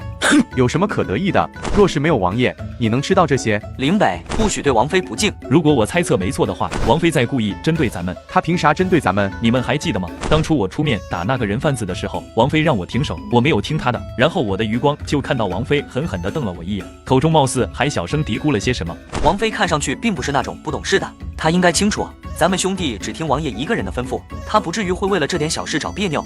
可王妃刚刚的举动明明就是针对咱们兄弟的，这又如何解释？难道王妃真的会因为这种事来报复咱们？除此之外，我没觉得咱们有什么事情得罪过她。唯女子与小人难养也，眼下咱们是领教了。看来这位王妃自从醒来以后，改变战略了。她这是要在王爷和咱们这里混到一席之地啊！如果真是这样，咱们兄弟以后在王妃面前还真要注意些。我看王爷这2天对她的态度很不一样，甚至都已经与她在马车里一起过夜了。刚刚你们也看到了，王妃如今收拾一番，那就是个倾国倾城的大美女。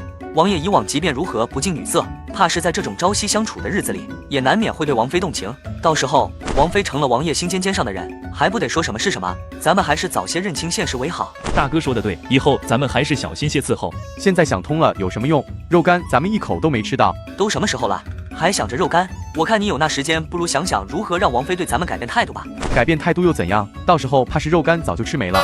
行了，都别在那里站着了，赶紧干活，装好粮食，咱们也能早些赶路。姑娘，你刚刚为何不给那3个零侍卫肉干吃？姑娘，你刚刚为何不给那3个零侍卫肉干吃？你若是觉得那3个没吃到肉干的侍卫可怜，大可把你自己的分给他们一些。在原主的记忆中，翠柳就是个小气巴拉的性子。简俊尧敢肯定这句话绝对能打消他的好奇心。结果他这次真的是算了。只见翠柳肉疼的看了看剩下的牛肉干，然后转身回去了。3位，这是我的牛肉干，分给你们些尝尝。姑娘，我见那几个侍卫辛苦，把自己的牛肉干都分给他们了。简俊尧还能说什么？他气没出城，反倒搭了一堆好吃的，真是赔了夫人又折兵。我就说嘛，王妃总不会做的厚此薄彼，最后还不是让丫鬟给咱们送肉干来了？刚刚是我小人之心了。不管怎么样，以后咱们都不能得罪王妃。放心吧，大哥，以后我对王妃就像对待王爷一样。我算看出来了，王妃就是年纪小，还是小女儿家的心思。虽然有想报复林峰的嫌疑，最后还不是给咱们送吃的了。是啊，我看这些貌似比给那些亲卫的还多。看来王妃还是能看出远近之分的。简俊尧并不知道自己正被林氏兄弟夸赞，他一回到旋战的屋子，就看见圆桌周围扔了10几张纸团，桌上还有几张刚刚画好的符咒成品。你看看本王画的符咒如何？简俊尧见旋战虚心请教，拿起符咒与书上的图案对比起来，别说，这男人还真有做大师的天赋，看着和书上一模一样，就是不知道管不管用。说起这个，旋战也有些犯难。简俊尧眼珠转了转，计上心头。我曾经见到过有人使用符咒，无论符咒什么功能，只要施法者一念咒语，符咒就会变大，甚至飘起来。要不你先试试看，你画的符咒能否做到那样？好，本王现在就试试。赤赤洋洋，日出东方，无赐灵佛，普扫不响。太上老君无极即如律令。随着旋战的话音落下，符咒果然就飘起来了，不过并没有变大，而且只在半空停留了不到3秒就落到了地上。这是怎么回事？简俊尧拿起书，再次将驱邪煞咒读了一遍，两人都露出了一副恍然大悟的样子。难怪本王刚刚没有成功，原来是缺少了手诀。旋战对着书上介绍的手诀开始练习，很快就练得和书上一模一样。本王再试试。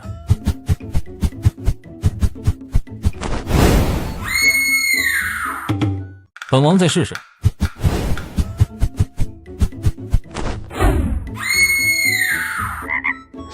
大人，你竟然说话不算数！旋战没想到竟然会这么巧，女鬼在他打出符咒的时候回来了。本王正在练习符咒，并没有看到你出现。简俊尧见旋战又开始在那里自说自话，就知道肯定是那女鬼回来了，而且听话里的意思，他的符咒刚刚还打到了那女鬼身上。此时女鬼已经躲在对面的房顶，根本不敢再靠近旋战。大人，你这符咒若是力道再大些，你现在肯定看不到我了。旋战闻言陷入沉思，他自认刚刚打出那道符的时候是用了全力，虽然伤到了女鬼，可并不能起到让其灭亡的效果。若是本王再打出符咒，你能看出其威力大小吗？当然能看得出来，只不过我实在害怕那东西，您能不能不当着我的面操作？本王不当着你的面操作，你又怎知符咒的威力如何？既然这样，大人尽管打出符咒便是。小女子现在就离得远一些。闻言，旋战又拿起一张符咒，这次他的精神格外集中，双手规则的在胸前比划，口中振振有词，符咒瞬间如同一张渔网般朝着前方飞了出去，直到符咒的效应消失，女鬼才胆战心惊的来到门前。大人，您的符咒威力与刚才相似。本王知道了，你先退下吧。女鬼如释重负，一个转身就消失了身影。简俊尧再次拿起那本茅山道术查看，最后在末页看到下面一排小字，解释了符咒打出去威力不够的原因。原来若是想将符咒的威力发挥到极致，施法者要将自己的全部精神汇集到最后指向符咒的那根手指上，这样才能使符咒的威力倍增。旋战坐在轮椅上开始练习，简俊尧无聊，索性也学着他的动作一起。一时间，屋内除了两人手臂挥舞带起的劲风以外，几乎安静的落针可闻。林业刚走到房门前，就被里面的场景给惊到了。王爷和王妃在干啥？按说以王爷的性格，不可能做出这种奇怪的行为，这一定是王妃的主意。王爷，属下是有事禀报的。何事？启禀王爷，属下等办事失利，寻来的木板车不够装那些粮食的。林业本以为王爷听了他办事失利会生气，谁知旋战却无所谓的说道：木板车不够可以慢慢找，本王决定在这里休整2天再出发。有了旋转的话，林业心里就有底了。2天的时间，怎么着也能凑够装粮食的木板车了。只是王爷今天的举动着实让他有些懵，难不成是王妃使了什么美人计，把王爷的魂儿给勾走了？这件事他必须得告诉老管家和宋嬷嬷。你个毛头小子，懂什么？王妃就算勾了王爷的魂，那也是常理之中的事情，说明咱们家王爷开窍了。更何况人家是正儿八经拜过堂的夫妻。灵叶呀，你只要把分内之事做好就行。王爷和王妃是主子，他们喜欢怎么玩就怎么玩。玄战在灵叶走后，立刻拿了一张符咒，按照刚刚练习出的最好状态打了出去。只见那张符咒瞬间弹出，速度不知道快了多少倍，就连符咒形成的大网也大了好几倍。大人，您这次的符咒若是打在小女子身上，小女子定会魂飞魄散。此话当真？千真万确。大人，这张符咒的威力，别说对付小女子了，即便道行再高深的鬼碰到，也会是如此下场。玄战心下大喜，对着简俊瑶不自觉地露出一抹迷倒万千少女的笑容。本王成功了，谢谢你。你笑什么笑啊？不知道这样很勾引人吗？是的，你很成功，你是我见过能力最强的男人。女人看了看在床上熟睡的男人，直接小手一挥，从空间里购买了一张现代简约式大床，然后躺了上去。太舒服了，这才叫有质量的生活。简俊瑶躺在舒服的被窝里，很快进入梦乡，岂不知他的小动作被玄战尽收眼底。玄战，你个大猪蹄子，自己又不是没有床，干嘛跑我这里来？我很好欺负是吗？玄战本想趁着这个女人醒来以前回到原本那张床的，结果这床太舒服了，他才迟迟没有离开。谁知这女人竟然醒得如此早。本王无心欺负你，这是给你的补偿。玄战本以为简俊瑶看到银票会立即变得欣喜若狂，然而并没有，简俊瑶的小脸都被气绿了。玄战，你混蛋，你当我是花楼里面的姑娘吗？被客人睡了，赏一些银子，然后拍拍屁股走人。本王没有那个意思，这不是想着欺负了你，给些补偿吗？这话不说还好，简俊瑶更生气了。你还说是吧？玄战此刻也有些反应过来了，连忙将那张银票收起来。你放心，本王会对你负责的。你能负责个屁！本王一言九鼎，既然说了要对你负责，就会说到做到。你那方面根本不行，竟然还大言不惭地说对我负责，你要如何对我负责？简俊瑶，你够了！若是你不信，本王现在就可以让你试试，本王到底行不行？说着，玄战的大手已经愤怒地朝着简俊瑶抓去。简俊瑶身子本能地向后躲去，同时手中已经出现了一把麻醉枪，枪口直指玄战眉心。你不要过来，否则我就开枪了。这东西对本王根本没有用，你就不要白白浪费力气了。我只是不喜你的态度，做事以前从来都不会考虑我的感受，我不喜欢自私的男人。简俊瑶说话的同时，意识进入空间，购买了一把袖珍刀，趁着玄战不注意，刀尖狠狠扎在了他的手背上，鲜血随着刀口流了出来。玄战甚至连眉头都没有皱一下。这一刀就当我还你了。简俊瑶看着玄战那有些颤抖的身体和伤口处流出来的血越来越黑，他有些慌了。你是不是毒发了？我这就去喊管家过来。不必。简俊瑶才不会听他的，他快速将大床收进空间，然后帮玄战处理好伤口，就朝屋外跑去。宋嬷嬷，管家在哪里？王爷他好像又毒发了。宋嬷嬷听说王爷隔了1天再次毒发，担心的双腿都有些不听使唤了。不应该呀，王爷这毒多数时候都是1个月才发作一次，这次为何会2天就发作？王妃，王爷可是受了伤。简俊瑶听宋嬷嬷这样问，心里就是一咯噔，完了，他闯祸了。玄战的毒肯定是怕自身受伤，否则宋嬷嬷不会这样问。本王并没有受伤。简俊瑶没想到玄战会在这个时候出言袒护他，心中的愧疚感愈发强烈了。他跟在宋嬷嬷身后一起进入房间，只见玄战受伤的那只手已经用宽大的衣袖遮住，宋嬷嬷根本察觉不到。王爷，您若是痛得厉害就喊出来，总比憋着要好。本王无事，嬷嬷莫要担心。简俊瑶意识进入空间，寻找血煞陀螺花。当他看到那亮起来的图标时，简直欣喜若狂。只是价格竟然要500万空间币，折合成银子就是5万两。他肉疼的先用自己的银子将血煞陀螺花买下。宋嬷嬷，王爷头上都是汗，你去打盆水过来，帮他擦一擦。老奴这就去打水。血煞陀螺花已经有了。多少银子？5万两。简俊瑶这次是打算弥补自己的过错，直接告诉了玄战原价。玄战此时全身已经被钻心疼痛搞得动弹不得。银子在本王身上，你自己拿。听说拿银子，简俊瑶的动作比兔子还快，小手探入玄战的怀中，上下游走。怎么没有呢？你的银子到底在哪里？这个女人绝对是故意的，再往下面一点就是了。哦，简俊瑶满脸认真，根本没意识到自己此刻的行为有多像女流氓。就在简俊瑶已经摸到银票一角时，老管家气喘吁吁地跑了进来。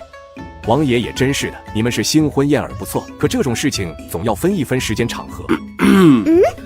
管家，你来给王爷看看吧。不用看了，本王已经找到血煞陀螺花，管家只管准备帮本王解毒就是。血煞陀螺花给你，就当是弥补我伤了你的过错。这是本王用银子跟你买的，又不是你白送我的，竟然大言不惭地说弥补过错。王爷，老奴已经将解药准备好了，眼下只要将血煞陀螺花加进去，即可为您解毒了。血煞陀螺花在此，你拿去吧，让灵叶他们立刻守在院外。本王解毒的时候，不准任何人靠近。还有，无论本王这次解毒成功与否，事情都不准向外透露出一个字。老奴明白，这就安排林侍卫来这边守着。王爷，您解毒的时候就让王妃留下吧，万一管家忙起来，也有个人能搭把手。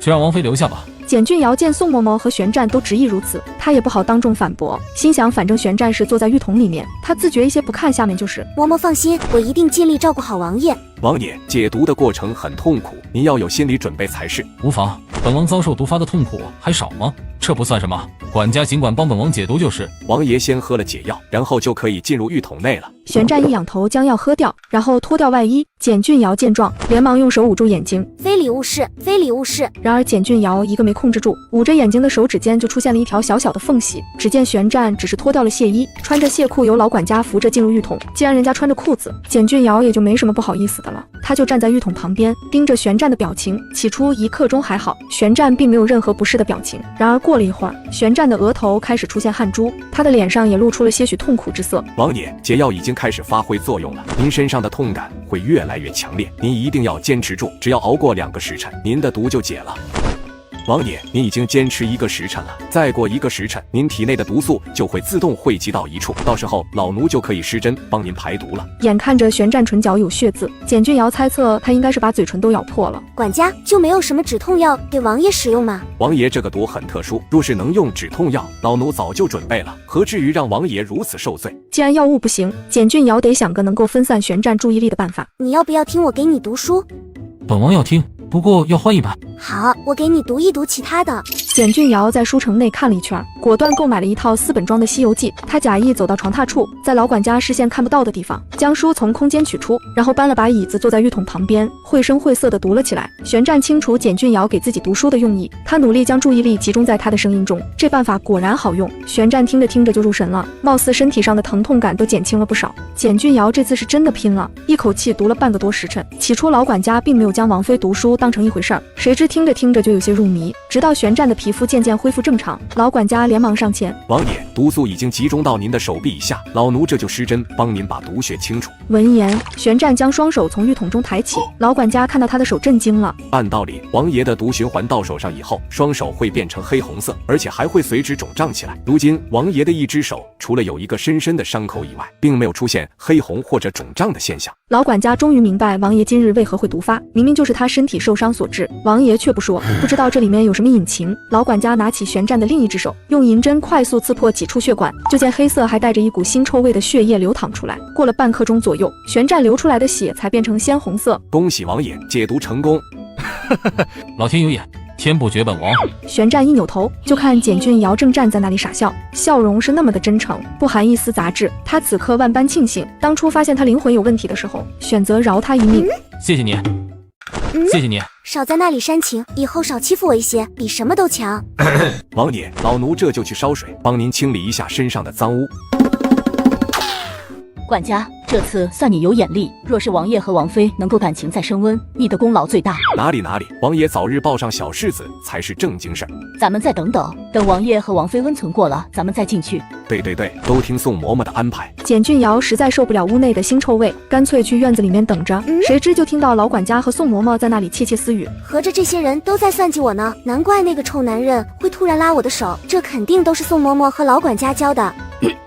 宋嬷嬷，管家，水准备好了，为何不提进去？你们是想让王爷被自己的臭味熏死吗？王妃莫急，老奴这就叫人抬水进去。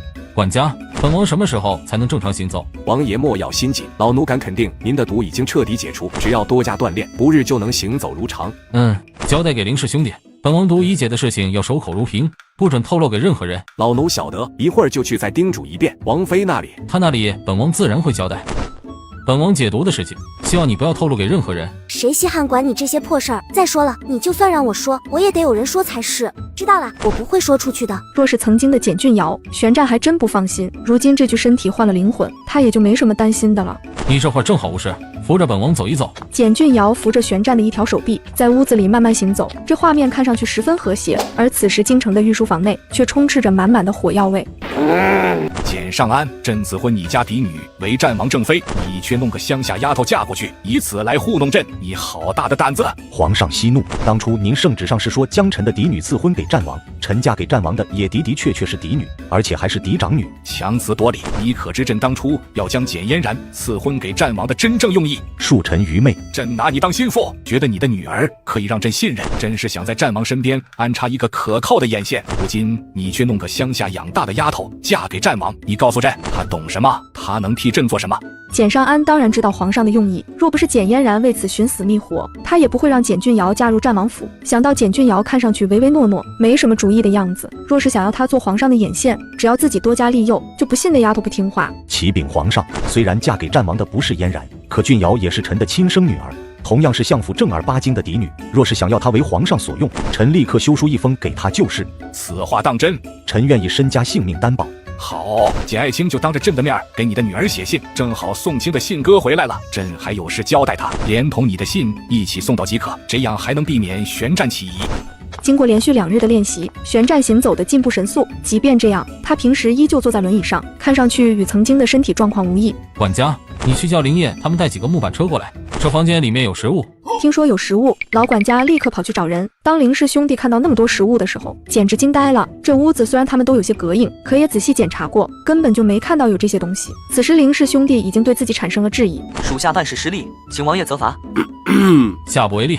属下一定吸取教训，以后保证不再犯这样的错误。都起来吧。林业等人站起身，心里还有种不真实感。王爷就这样饶过他们了？若是换作以往，至少要挨20棍。就在一切准备就绪，大部队将要启程的时候，宋清收到了玄天启的飞鸽传书。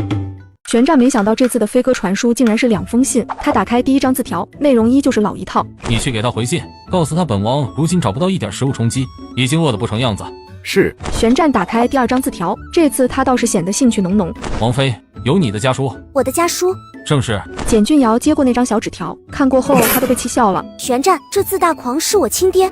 是不是你亲爹？这个问题得问你娘。我要给我亲爹写回信。玄战一看简俊尧的样子，就知道这女人又开始憋坏了。简俊尧也没有背着玄战的意思，坐在石桌前写了起来。想要消息，银子来换1条消息，白银100两，不支持货到付款。简俊尧知道这信会先到达皇帝手中，为了防止被皇帝看到，破坏了他的赚银子大计，他特意从空间购买了瓶502胶水，将写给简上安的字条牢牢粘好。若是简上安真的愿意出1万两银跟你买本王的消息，你不用考虑本王的感受，想怎么说就怎么说。无形之中，玄战有种感觉，简俊尧肯定不会真正出卖他的消息给简上安。一会儿咱们出发的时候，我能不能最后离开？为何？当然是想要充盈一下我的小金库了。好，你尽量不要耽误得太久。老管家这边已经开始张罗启程，玄战让众人将物资全部带到院外，他和王妃稍后就到。简俊尧没想到玄战也留了下来。我要跑着办事的，你行吗？放心，本王不会拖你的后腿。简俊尧为了节省时间，每到一个房间就会直接小手一挥，将东西全部收进空间。这举动把玄战看得目瞪口呆。我好了，咱们可以走了。你把这些东西都弄到什么地方了？这个是我的秘密。王妃和本王一起乘坐原本那辆马车。你不就是想让我给你读书吗？告诉你，马车行驶的时候，休想让我给你读书。无妨，本王不要你读书。我还想跟翠柳说说话呢。姑娘，您还是跟王爷在一起吧。王爷身体不好，您方便照顾，翠柳会一辈子在您身边伺候。咱们说话的时候多着呢，也不差这一时。是啊，王妃，翠柳这丫头机灵，老奴甚是喜欢，正好让她与老奴在一起，老奴多教她一些东西。不容分说，宋嬷嬷和翠柳就一起将简俊尧推了上去。女鬼不知跑去哪里溜达，这会儿也回来了。她很自觉地坐在马车上方。大人，小女子就在这里，若是有什么突发状况，也能及时发现。如此甚好。马车缓缓启动，大部队正式出发。简俊尧一使进入空间，准备将刚刚收刮的东西处理一下，看看究竟能换多少小钱钱。可当他将一张7、8成新的拔步床送到兑换界面的时候，他直接呆住了。天啊，竟然只有50空间币，一张大床只值个烧柴的价格，一定是兑换系统不识货。简俊尧一气之下，将收刮来的东西一股脑送进兑换界面，最后一合计470空间币。费了那么大力气，竟然只换了470个空间币。简俊尧鼓着腮帮子在那里生闷气，却不知他的表情被玄战尽收眼底。不知道为什么，看到这女人吃瘪的样子，他就很想笑。你是不是在笑我？本王心情好不行吗？你根本就不是心情好，明明是在笑我。玄战本以为简俊尧会因此跟自己闹腾，谁知他竟然出奇的没有回嘴。难道他在憋什么大招？思及此，玄战下意识地摸了摸自己的银票。王爷，前方山脚下有背阴的地方，咱们要不要暂时休息一下？休息吧，让大家吃过午饭再赶路。宋嬷嬷指挥着春红等人开始准备午饭。简俊尧坐在一个阴凉些的地方，一时进入空间。请问宿主是否选择将空间升至2级？毫无疑问，简俊尧选择了是。空间升级开始，时间为1小时。简俊尧只感觉眼前一花，意识立刻被弹出了空间。为了不让自己傻傻的等待，简俊尧抬腿便朝着身后的大山走去。姑娘，你要去方便吗？翠柳陪着您。简俊尧并没有反对，有人陪着溜达溜达也挺好。姑娘，这里不行，容易被人看见。再往里面走走。不知不觉间，两人的身影彻底在那些亲卫们的眼中消失。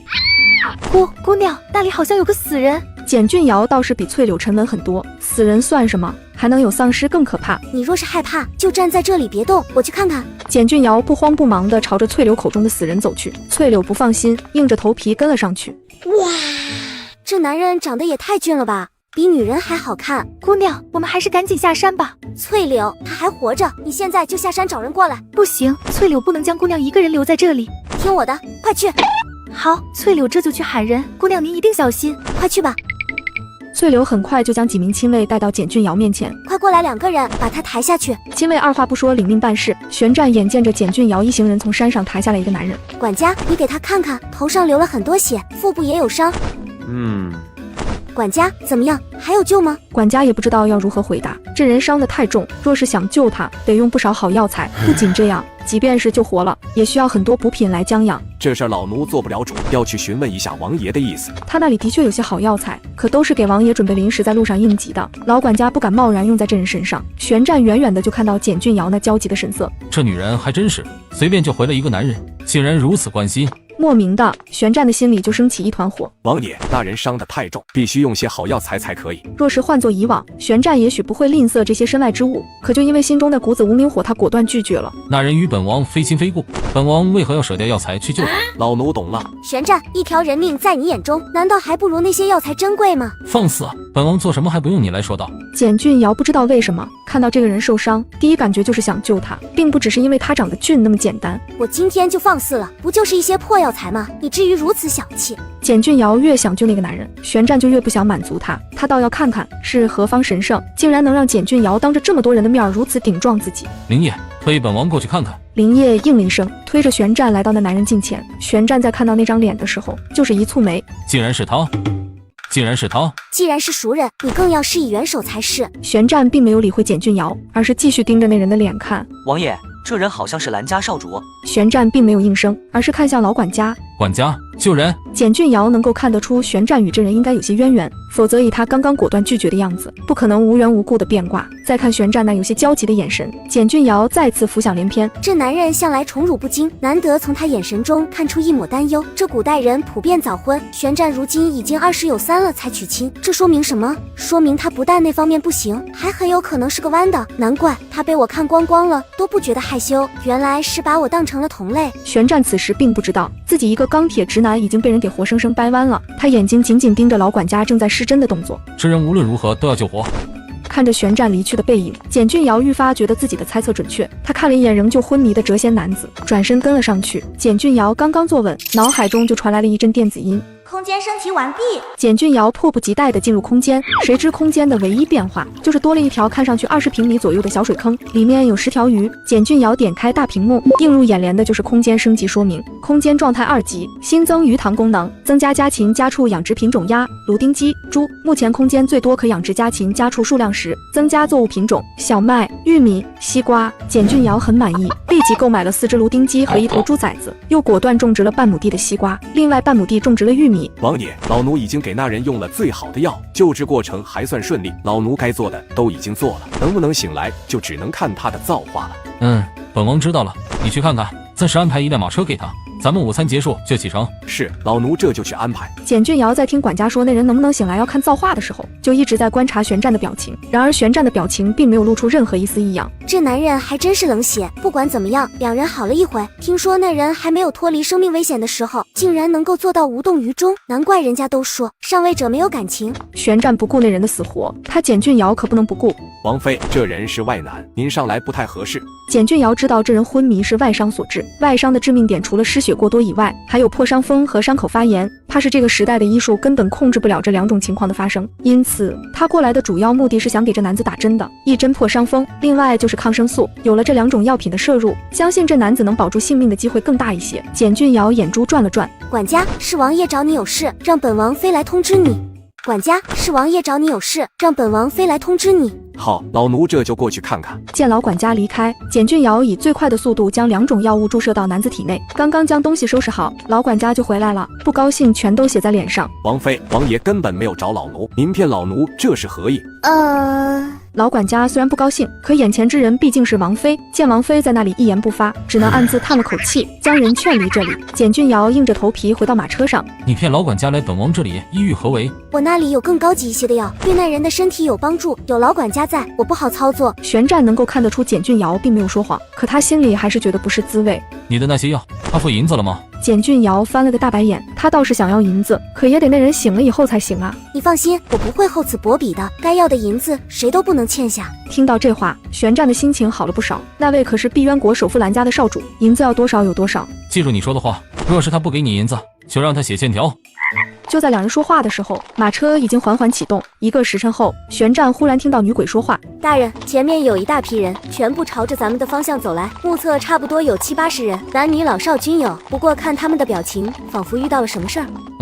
本王知道了。发生什么事儿了？应该是有一批难民过来了。这位贵人，求您救救我的孙子吧！老头子就这一个孙儿，他若有个什么好歹，老头子就算死了，都没脸去见我那为国捐躯的儿子呀！老管家来到孩子面前，伸手把脉，面色也随之变得越来越凝重。王爷，这孩子应是前几天得了风寒，没有及时救治，导致高热，如今只剩下一口气吊着了，怕是神仙来了也无计可施。本王知道了。在老管家看待孩子的时候，简俊尧也一直在盯着，没想到一个小小的感冒，竟然能要了那孩子的性命。我去看看那孩子的情况，也许能找到救他的办法。你懂医术？我不懂医术，但我懂得药理，而且你也知道我的秘密，我能够拿出你们这里没有的东西。你去试试也无妨。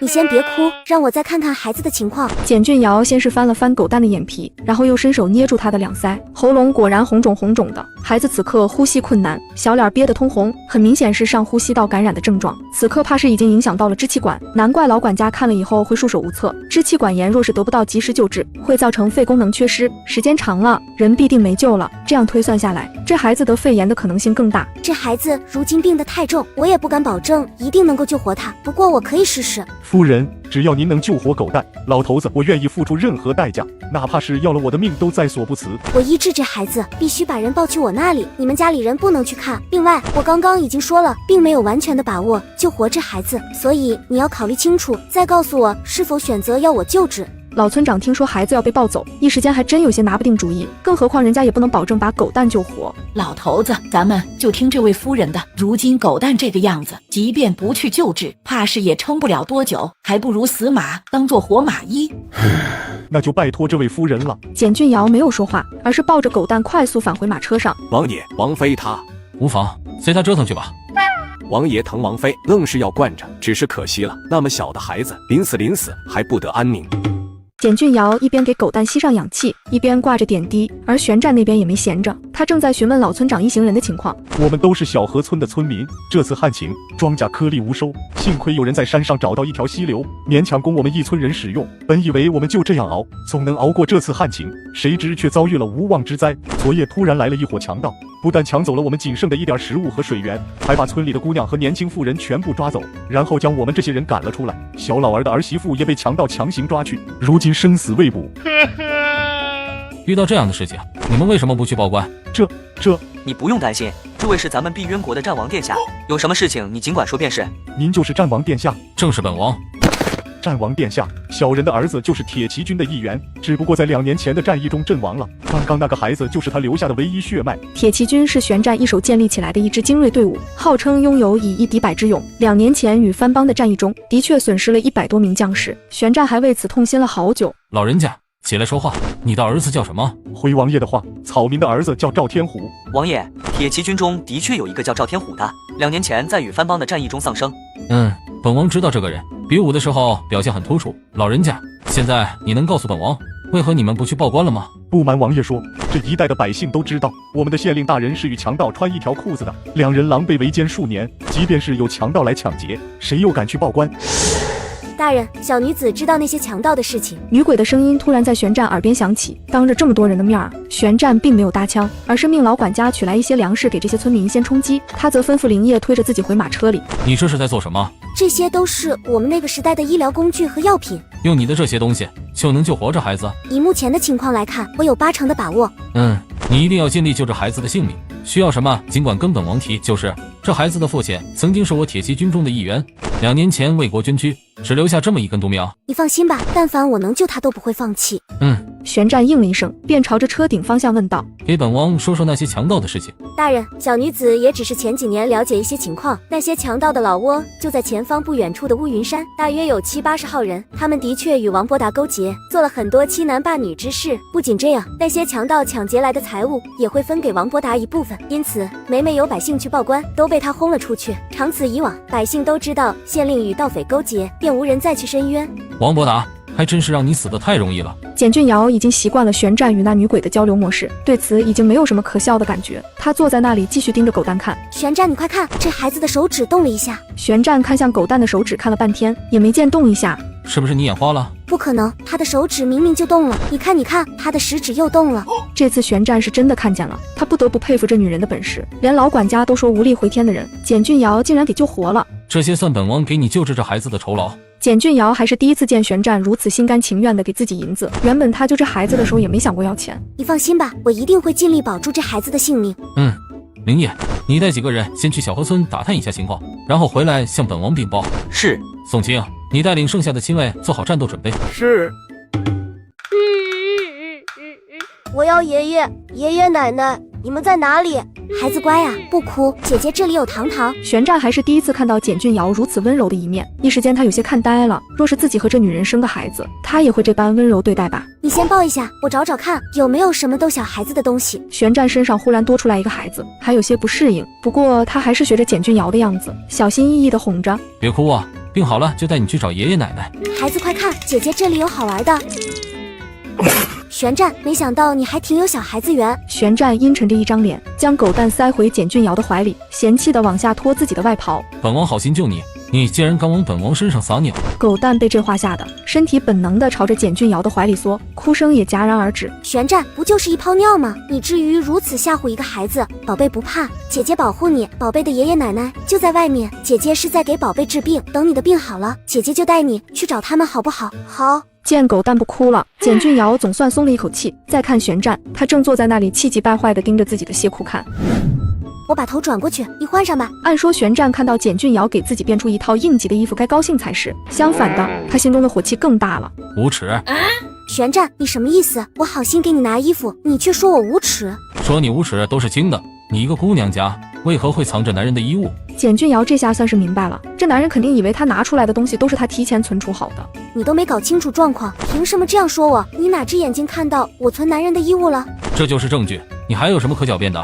你知道什么？这些东西都不是我储备的，而是临时花银子购买的。购买的？玄战能够看得出，简俊尧说话的时候眼神清明，并不像说谎的样子。当然是购买的，否则为什么你每次需要我提供物品的时候，我都会跟你要银子？简俊尧越说越委屈，玄战是彻底相信了。如此看来，这女人整天张口闭口都是银子，这样就可以解释得通了。既然知道自己做错了，玄战便没有再开口，而是伸手准备拿那套睡衣。你要道歉，否则别想用我的东西。玄战看了看自己的亵裤，还是硬着头皮说了句：“对不起。”不行，态度不够诚恳。简俊尧今天非要制止这个男人的一身傲气。此时玄战已经意识到了自己的错误，只不过一直以来的习惯让他无法跟一个女人去低头。思来想去，他无奈地从怀中取出一叠银票，将一张1000两银票递了过去。你以为银子是万能的吗？哼，本姑娘才不稀罕。那到底要怎样？玄战真是一阵头大，这个贪财的女人，此刻无外乎就是嫌弃银子少。这样总行了吧？简俊尧斜眼看了银票一眼，没好气地接过来，心里已经乐开了花。本姑娘刚才说错了，银子就是万能的，这次就这样算了。若是有下次，多少银子都解决不了。我转过去了，你快换。玄战铁青着一张脸接过睡衣，心中不断的腹诽，还真是不长记性，都告诫自己多少次了，尽量少惹这个女人，就是管不住自己。现在好了，一身免费的血衣立马升级到2000两高价。简俊尧听玄战那边没有动静了，才慢慢转过身，低头一看，狗蛋的裤子也是湿的。于是他当着玄战的面将狗蛋的裤子脱了。你要做什么？这孩子本来就生病，穿着一条湿裤子怎么行？简俊尧说着话，已经将玄战的亵衣扯了过来，顺势就要往狗蛋的下身去包裹。这女人还真是一点男女有别的观念都没有。本王来。他堂堂一国战神殿下，此时马车里竟散发出一股尿骚味。王爷王妃，不会是这孩子尿了吧？尿了本王一身，嬷嬷再去帮本王取一件外袍过来。王爷请稍后，老奴这就去取。姑娘，要不要翠柳帮忙？不用了，你去忙吧。听了简俊尧感人的话，翠柳不但没有离开的意思，反而跃跃欲试的想上马车去帮忙。简俊尧连忙说道：这里真的不用你帮忙。就在说话之时，翠柳已经来到了马车上。简俊尧抬腿踢了玄战一下，随即横眉立目的给他使眼色。滚下去，没规矩的东西！翠柳这才意识到，马车上还有个高高在上的战王殿下，王爷这里不比他们在庄子上，规矩大得很，不知道会不会因此给姑娘惹来麻烦。王爷息怒，奴婢这就滚下去，请您不要责怪姑娘。说你没规矩，还真是愈发没规矩。你姑娘如今已经是战王妃，你竟然还不自觉些改口。奴婢错了，奴婢以后定会改口称呼王妃。行了，知道错了就赶紧滚，找宋嬷嬷好好学一学规矩。翠柳如释重负般下了马车。简俊尧看到玄战呵斥翠柳，不但没有生气，反而觉得很畅快。虽然翠柳对他忠心耿耿，可他需要的是一个听话的丫头，而不是处处主动为他考虑还帮倒忙的人。希望这次的教训能够让翠柳有所改变。启禀王爷，小河村的情况属下等已经打探清楚了。小河村的确已经被一群强盗占领，强盗数量大约70-80人。以目前的情况看来，他们并没有立刻离开的打算。还有，他们抓到的那些村里姑娘和妇人，全部关押在村东头的一个屋子里。据说等到了晚上的时候，他们的大当家会先去挑选自己喜欢的，然后才能轮到其他人。因此属下可以断定，那些女子在天黑以前还是安全的。你们兄弟带上宋清，另外再带上50名亲卫，可有把握将那些强盗一举歼灭？属下等保证完成任务。那就立刻行动，在天黑以前，我要听到你们的好消息。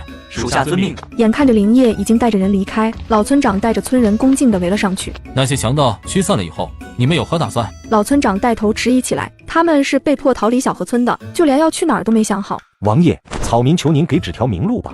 若是本王带着你们去西北，你们可愿意？这老村长再次迟疑了。虽然他没有什么见识，可也听说过西北极其荒凉，即便他愿意，也不代表全村人都愿意。王爷，恕草民僭越，草民想了解更多一些去西北的安排，这样也好询问那些村民的意见。这一点即便老村长不问，玄战也是要说一说的。不瞒老人家说，本王听说皇上赐予我的封地目前是2座空城，本王也有心将那2座城好好建设一番。这样的话就需要大量的人去居住，因此本王便打算在路上广收难民，与本王去西北共同创建新的家园。当然，这一路上的吃住问题都由本王负责，只要本王有一口吃的，就不会让你们饿肚子。另外，本王这里也不养闲人，除了年迈之人和孩童，其他人都要付出劳作换取食物。草民明白了，请王爷稍等，草民等这就去商量商量。老村长先是询问了大家的想法，那些村民们的回答基本一致，因为他们即便现在回到小河村，也是面临着被饿死的境地。仅仅1刻钟的时间，小河村78口人跟着战王去西北的事情就敲定了。玄战听后心中大喜，别看本王身有残疾，又要去西北荒凉之地，但绝对不收偷奸耍滑之人。要跟着本王一起去西北，就要踏踏实实的做人，将来才会有好日子过。王爷放心，我们小河村的村民都是憨厚老实之辈，绝不会做出偷奸耍滑之事。就在老村长和玄战说话之时，简俊尧抱着狗蛋下了马车。我的狗蛋，你真的被救活了！我的狗蛋，你真的被救活了！老人家，孩子虽然没有性命之忧了，可他的身体实在太弱了，还需要好好调理才行。多谢王妃救命之恩，请受草民一拜。老村长无需多礼，我这也只是随手之劳而已。狗蛋，告诉爷爷，你的裤子呢？是狗蛋没憋住，要在叔叔身上了。老村长此刻想死的心都有了，狗蛋这胆子也忒大了，竟然敢在战王殿下身上撒尿。他连忙抱着狗蛋跑去玄战那里请罪。草民罪该万死，请王爷责罚。老人家何罪之有？草民的孙儿不懂事，尿在了王爷的身上，草民罪该万死。无妨，孩子又不是故意的。老人家，你这样会把狗蛋吓到的。王妃，这孩子……哦，本王妃一不小心就把他救活了。什么叫不小心把人救活了？我怎么就不能一不小心救活一个濒死之人呢？王妃，您到底是如何救治好这小童的？可否告知一二？管家，这是王妃的独门医术，不想外传。是，教我医术的师傅说了，我治病的办法没经过他老人家的同意，绝不能告诉任何人。老管家依旧不死心，据他所知，即便是一谷的谷主也没有这么高超的医术。不知王妃可否告知老奴，您师承何人？管家，关于我师傅的事情，恕我不能透露半分。管家，王妃的事情，本王都不会随意询问。老管家这才意识到自己刚刚做的的确有些逾越了。老奴知错。玄战知道老管家喜欢钻研医术，并没有怪罪的意思。就在两人说话之际，林业一行人赶了回来。启禀王爷，属下等幸不辱命，已经将那伙强盗全部歼灭，如今抓回来他们3个头头，等待王爷亲自审问。你们辛苦了，先把那3个人带到本王面前。救命啊！娘，狗蛋要娘。若是想让这娘们活命，就给老子让出一条路来，否则老子不介意临死拉个垫背的。放肆！战王殿下在此，岂容你猖狂？老子不管什么战王不战王的，老子只知道今天要活。简俊尧快速地收起麻醉枪，他也是情急之下才直接开枪击中黑脸汉子的眉心。玄战幽深的眸子看了他一眼，对他打枪的准头甚是佩服。岂不知简俊尧在末世练习的就是爆头，让他打别的地方还真不一定这么准。属下失职，请王爷责罚。刚刚宋清亲眼看到那黑脸汉子挣脱束缚，夺了属下一把刀后将那妇人挟持，奈何他的距离比较远，想出手帮忙已经来不及。聂尔等是初犯，并且没有酿成大错，本王这次就不追究。起来吧。玄战心里清楚，若是换作以往，他定不会轻饶。然而眼下是特殊时期，希望他的一次仁慈能够换来这些亲卫的一点忠心。宋清万万没想到，王爷竟然如此仁慈，看来他带着亲卫们选择投靠王爷是正确的。王爷不责罚了，并不代表他肯放过手下之人。事情结束以后，自己去领20鞭，以作效尤。是。这时，林业已经带着另外2个强盗头头过来了。对于玄战来说，这2人根本没有什么审问的必要，做了那么多伤天害理的事儿，结果只有一个死字。不过他在得知简俊尧的东西是靠银子购买以后，他不得不做一番长久考虑。说，你们的老巢在什么地方？你们多年来抢劫的财物都藏在什么地方？王爷这是怎么了？以前对这些身外之物毫不关心的人，今天一开口就询问人家的财物放在哪里。2名强盗头子哪里见过气场如此强大之人，一时间竟然被吓尿了。玄战嫌弃的捂住鼻子，他是一个有洁癖的人，绝不允许一天闻这种味道2次。王妃，推本王离开。林业，你留在这里审问，务必要问出本王想知道的事情。这个男人不知何时转性了，居然开口就跟强盗要钱。简俊尧鼓着腮帮子生闷气，竟然跟他抢生意。等林业问出那些强盗财物的藏匿地点，本王会带着你一起去。玄战可没忘记简俊尧的本事，他既然能把县衙搬得连个耗子洞都不剩，到时候完全可以把那些强盗的老巢也搬干净。此话当真？当然。那咱们现在就讲好那些财物要如何分配。分配的问题，咱们到了现场再决定。简俊尧撇撇嘴，不过有得分总比没有的好。林业那边并没有多费劲儿，就问出了强盗老巢的位置，就在小河村靠北那座山的后面。玄战立刻下令，先去小河村休整1夜。不到1个时辰，众人便来到小河村。老村长将玄战等人安顿到自己家中。趁着这会儿有空，本王想看看茅山道术里面的下一个符咒如何制作。玄战本以为简俊尧会不愿意，谁知他今天竟然出奇的痛快。好，反正闲着也是闲着。1个时辰后，简俊尧念得口干舌燥，只见玄战利落地从床上站起身，然后在一个小包裹里面取出一件夜行衣。你要去哪里？你若是想跟着本王一起，就快些准备。他相信这女人一定会买到夜行衣，因此只是简单的说了一句：咱们要去哪里？当然是去你最想去的地方了。没想到惊喜来得这么突然，简俊尧立即在空间里购买了一套迷彩服和登山鞋，当着玄战的面快速穿好，又将长发在脑后绑了个简单的丸子。我们走吧。这是你们那个时代的夜行衣吗？这个叫迷彩服，是我们那里军人穿的服装，在野外的时候是非常便于隐藏的颜色。这个叫登山鞋，穿起来很轻便，最大的特点就是防滑，适合走山路的时候穿。玄战听后已经开始嫌弃地往下脱自己的夜行衣。你这衣服不错，给本王也买一套。多少银子？本王给你。银子就不要了，这次算我送你的。玄战学着简俊尧的样子将迷彩服穿好，又穿上了登山鞋。你跟在我后面就好。出了屋子，玄战的大手就本能地拉住简俊尧的小手，两人一路来到北山脚下，又翻过了一座低矮的山丘，一条清澈的溪水就映入两人眼帘。这水不错，明日就让他们都来这里取水，多准备一些再上路。按说这溪水里该有鱼才是。你想吃鱼了？当然想吃了，我知道很多种鱼的做法，每种都那么好吃。你若是能弄到鱼，明日可以找机会来这里试试。明日我定要来这里走一趟。咱们还是抓紧赶路吧，趁着天亮以前回去。两人再次翻过一座不算高的山丘，眼前豁然出现一片房屋。两人知道这里就是强盗的老巢无疑了。为了防止这里还有留守的强盗，简俊尧使用2000空间币购买了一把连发弩。这是弩箭，若是喜欢，就送给你一把。哇！这弓弩能连发？这的确是连发弩，可以连续发射20次。有这么好的武器拿在手里，玄战脸上不自觉地洋溢起和煦的笑容，手也不自觉地摸了摸简俊尧的头。谢谢你。切，只要你少欺负我一些，一切都好说。就在玄战努力回想自己哪里欺负过简俊尧时，忽然感觉前方有声响传来。简俊尧和玄战对视一眼，然后同时发出2支弩箭，精准地射到两人的眉心处。算上这一次，玄战已经见到简俊尧2次打中敌人眉心处了，他不得不对简俊尧刮目相看。等一下，先检查一下他们身上是否有值钱的东西。这女人还真是一点收刮到银子的机会都不会放过。眼看着简俊尧的手就要伸进强盗的衣服里面，玄战立马阻止了他。本王来。玄战从两人口袋里翻找出几块碎银子，凑在一起，目测也就20两的样子。他嫌弃地将银子丢给简俊尧，这点银子也犯得着你翻一次？你可别小瞧这20两，能买一把连发弩呢。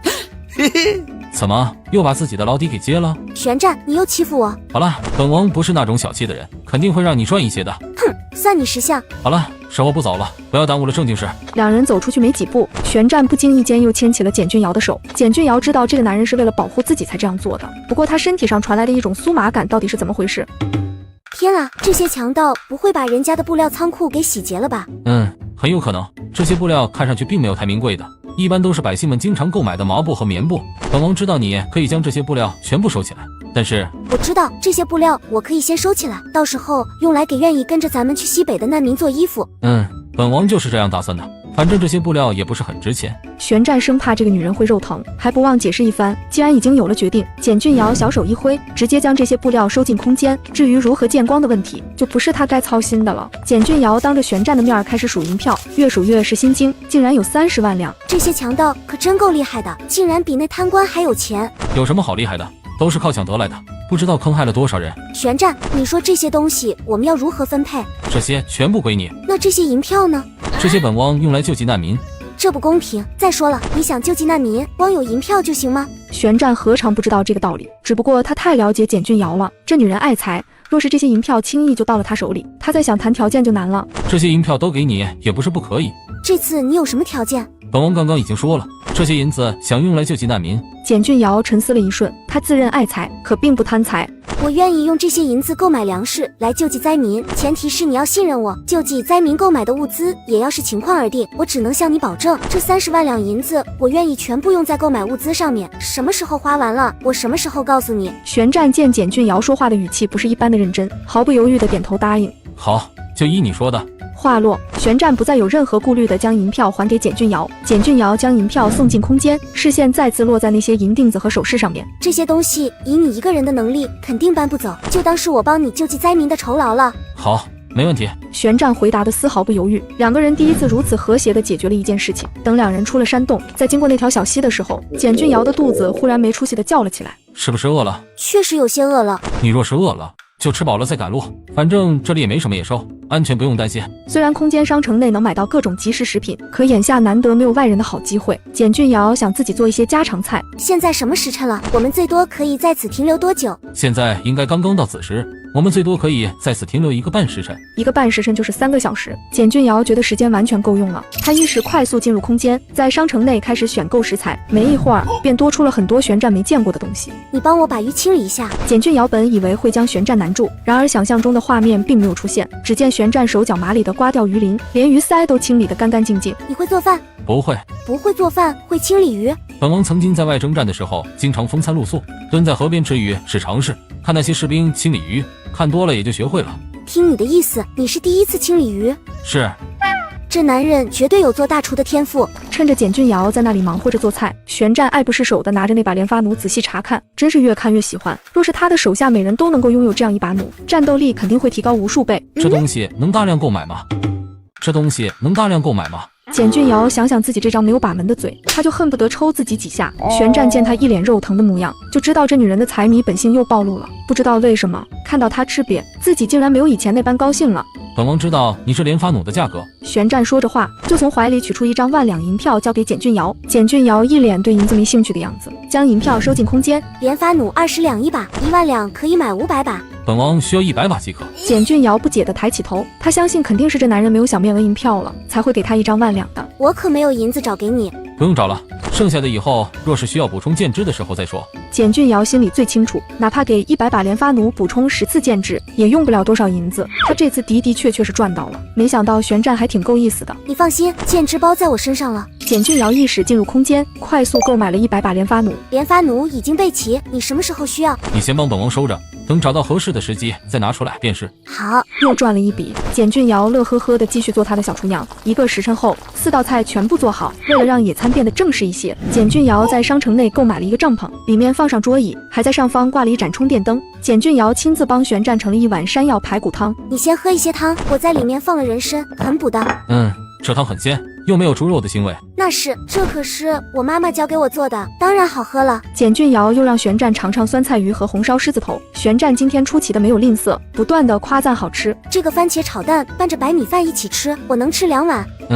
这样的菜本王也能吃2碗。这红色的叫番茄，这东西就是番茄，是从国外引进的品种。趁着简俊瑶高兴，玄战又指着帐篷顶上挂着的充电灯问道：这灯是什么原理？这灯是需要电的，电是一种十分高科技的东西，要过1000多年以后才会被人发明出来。玄战显然有些失望，这么好的东西竟然不能使用。既然充电灯不行，帐篷总行吧？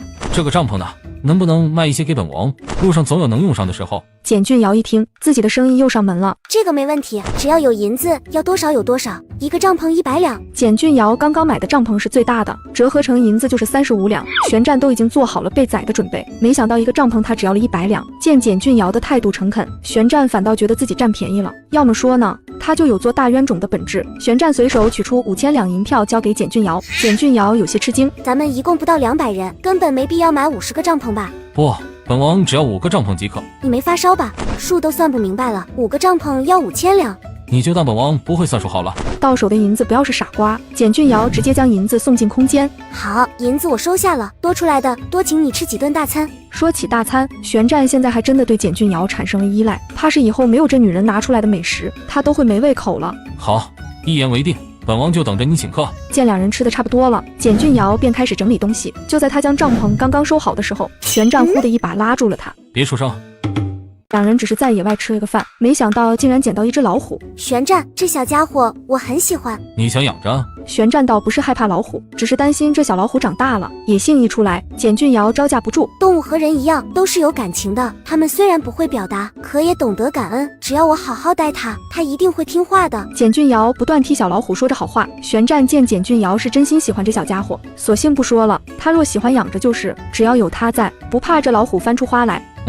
既然你喜欢，就养着吧。你放心，我保证把它养得乖乖的，不闯祸。下山的路很顺利，回到老村长家的时候，天还没有亮，两人刚刚换好衣服，玄战就听到头顶有人跟自己说话。大人，我刚刚随意溜达，看到你们救回来的那位漂亮男子已经醒了。本王一会儿就过去看他。发生什么事了？他告诉本王，你救回来的那个男人醒了。玄战的语气不自觉中带着一股子酸味，不过不管他咋酸，反正简俊瑶没听出来。简俊瑶本以为玄战换好衣服会立刻去看那男人，谁知人家直接躺在床上休息了。既然相好的都不去关心，他一个陌生人也不打算表现得太过积极。他抱着怀里的小老虎闻了闻，身上的味道着实有些难闻。他当即买了一些给宠物用的洗澡工具。别动啊，乖乖的，给你洗香香。对，就是这样，洗洗这只小爪爪，小尾巴也要洗一洗。玄战算是发现了，这女人不是不会温柔，而是都给了别人或者动物。思及此，他心里多少有些不舒服了。为了讨好她，该花的冤枉银子也花了，怎么就没见他对自己也偶尔温柔一下下？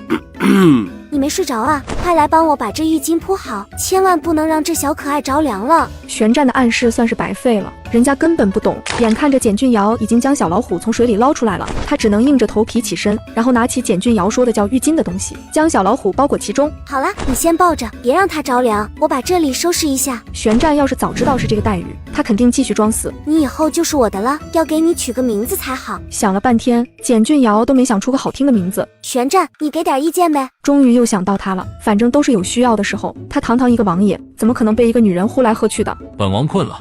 有什么好得意的？让你给我的小老虎取名是看得起你。玄战懒得和他斗嘴，干脆继续装死。简俊尧抱着小老虎思来想去，终于有了灵感。我想好了，你就叫李凤琴了。这个死女人，给老虎取个名字都能如此不着调。喂，你笑什么笑？有那么好笑吗？本王还是第一次听说，给个畜生起名字还带姓氏的，带个姓氏就算了，还姓李。本王想问问你，这畜生的姓氏随了谁？还有，这明明就是只公老虎，你却给取了女人的名字。你懂什么？这叫潮流，你一个古代人怎么会懂？本王懂不懂不重要，不过你可以去当着外人面喊着老虎名字试试。试试就试试，天亮了我就去试。玄战笑着再次转过身，准备趁着天亮以前养一养精神。简俊尧抱着小老虎躺在了床外侧，反正玄战喜欢男人，他先休息一会儿再说。当简俊尧在睁眼的时候，外面的天已经大亮了，床里侧的男人不知何时已经离开，与他一起不见的还有小老虎。简俊尧连忙起身出了屋子。李凤琴，你跑去哪里了？李凤琴，王妃娘娘，您喊民妇有事吗？李凤琴，你跑去哪里了？李凤琴，王妃娘娘，您喊民妇有事吗？大婶，你叫李凤琴？是啊，民妇的闺名就叫李凤琴，不过自从嫁给老头子以后，就没人再这样叫了。我知道了，这也太巧了吧！好不容易给小老虎取了个有个性的名字，结果还碰到同名的了。看来这名字还真不能叫了，万一给村长家的婶子听到，还不得以为我在那侮辱人。王妃娘娘，您找民妇有什么事儿还没说呢？现在没什么事儿了，你去忙你的吧。简俊尧头都大了，他真的不知道要如何解释，总不能告诉人家自己的老虎与他同名吧？李氏晕乎乎的点点头。好，民妇去忙了，王妃有事喊一声就行。真不知道王妃娘娘是怎么知道我闺名的。简俊尧继续在院子里面寻找小老虎，刚走到转角处，就看到玄战正坐在轮椅上跟林烨说话，怀里还抱着他的李凤琴。见玄战脸色通红的样子，就知道这男人肯定是看到了自己刚刚的窘状，憋笑憋得脸红。行了，记住本王说的话，你去忙吧。是。还是你厉害，这么快就给小老虎找到亲戚了。那又怎样？大不了当着人家的面我不叫了便是。你觉得合适就好，本王倒是没意见。李凤琴，咱们走，不理这个讨厌的家伙。简俊尧气鼓鼓地回到房间，抱着小老虎观察，想要重新给他换一个名字。小家伙，你和人家撞名字了，我只能给你重新取一个。看你头顶有个王字，干脆姓王好了，就叫王富贵怎么样？有名有姓，富贵吉祥。王妃，早饭好了，翠柳伺候您吃饭。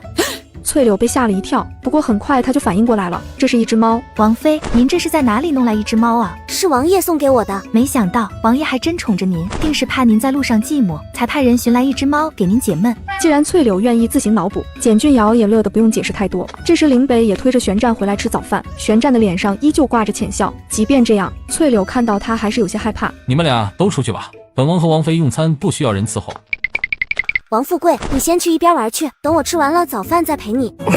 这女人脑子绝对有问题，好好一个老虎，不叫李凤琴了，又改成了王富贵。你笑什么笑？姓王是因为他头上有个王字，名字叫富贵，有什么不好？富贵吉祥的日子谁不想要？王富贵挺好，寓意不错，就叫王富贵吧。今早玄战可是看到了，老管家拿着本子给那些村民登记的时候，老村长的名字就叫赵富贵。哼，算你识相。刚刚吃过早饭，老管家就过来禀报，说昨天救的那个人已经醒了好几个时辰了。推着本王过去看看。简俊尧见状也跟了上去。这女人还真是，看到个长得好看的男人就巴巴的往上凑。眼看着进来的几个人，蓝锦轩的眸子眯了眯，一眼就认出了坐在轮椅上的人。战王，正是本王。蓝锦轩再次打量，一眼就看到了跟在玄战身后的简俊尧。小姑姑。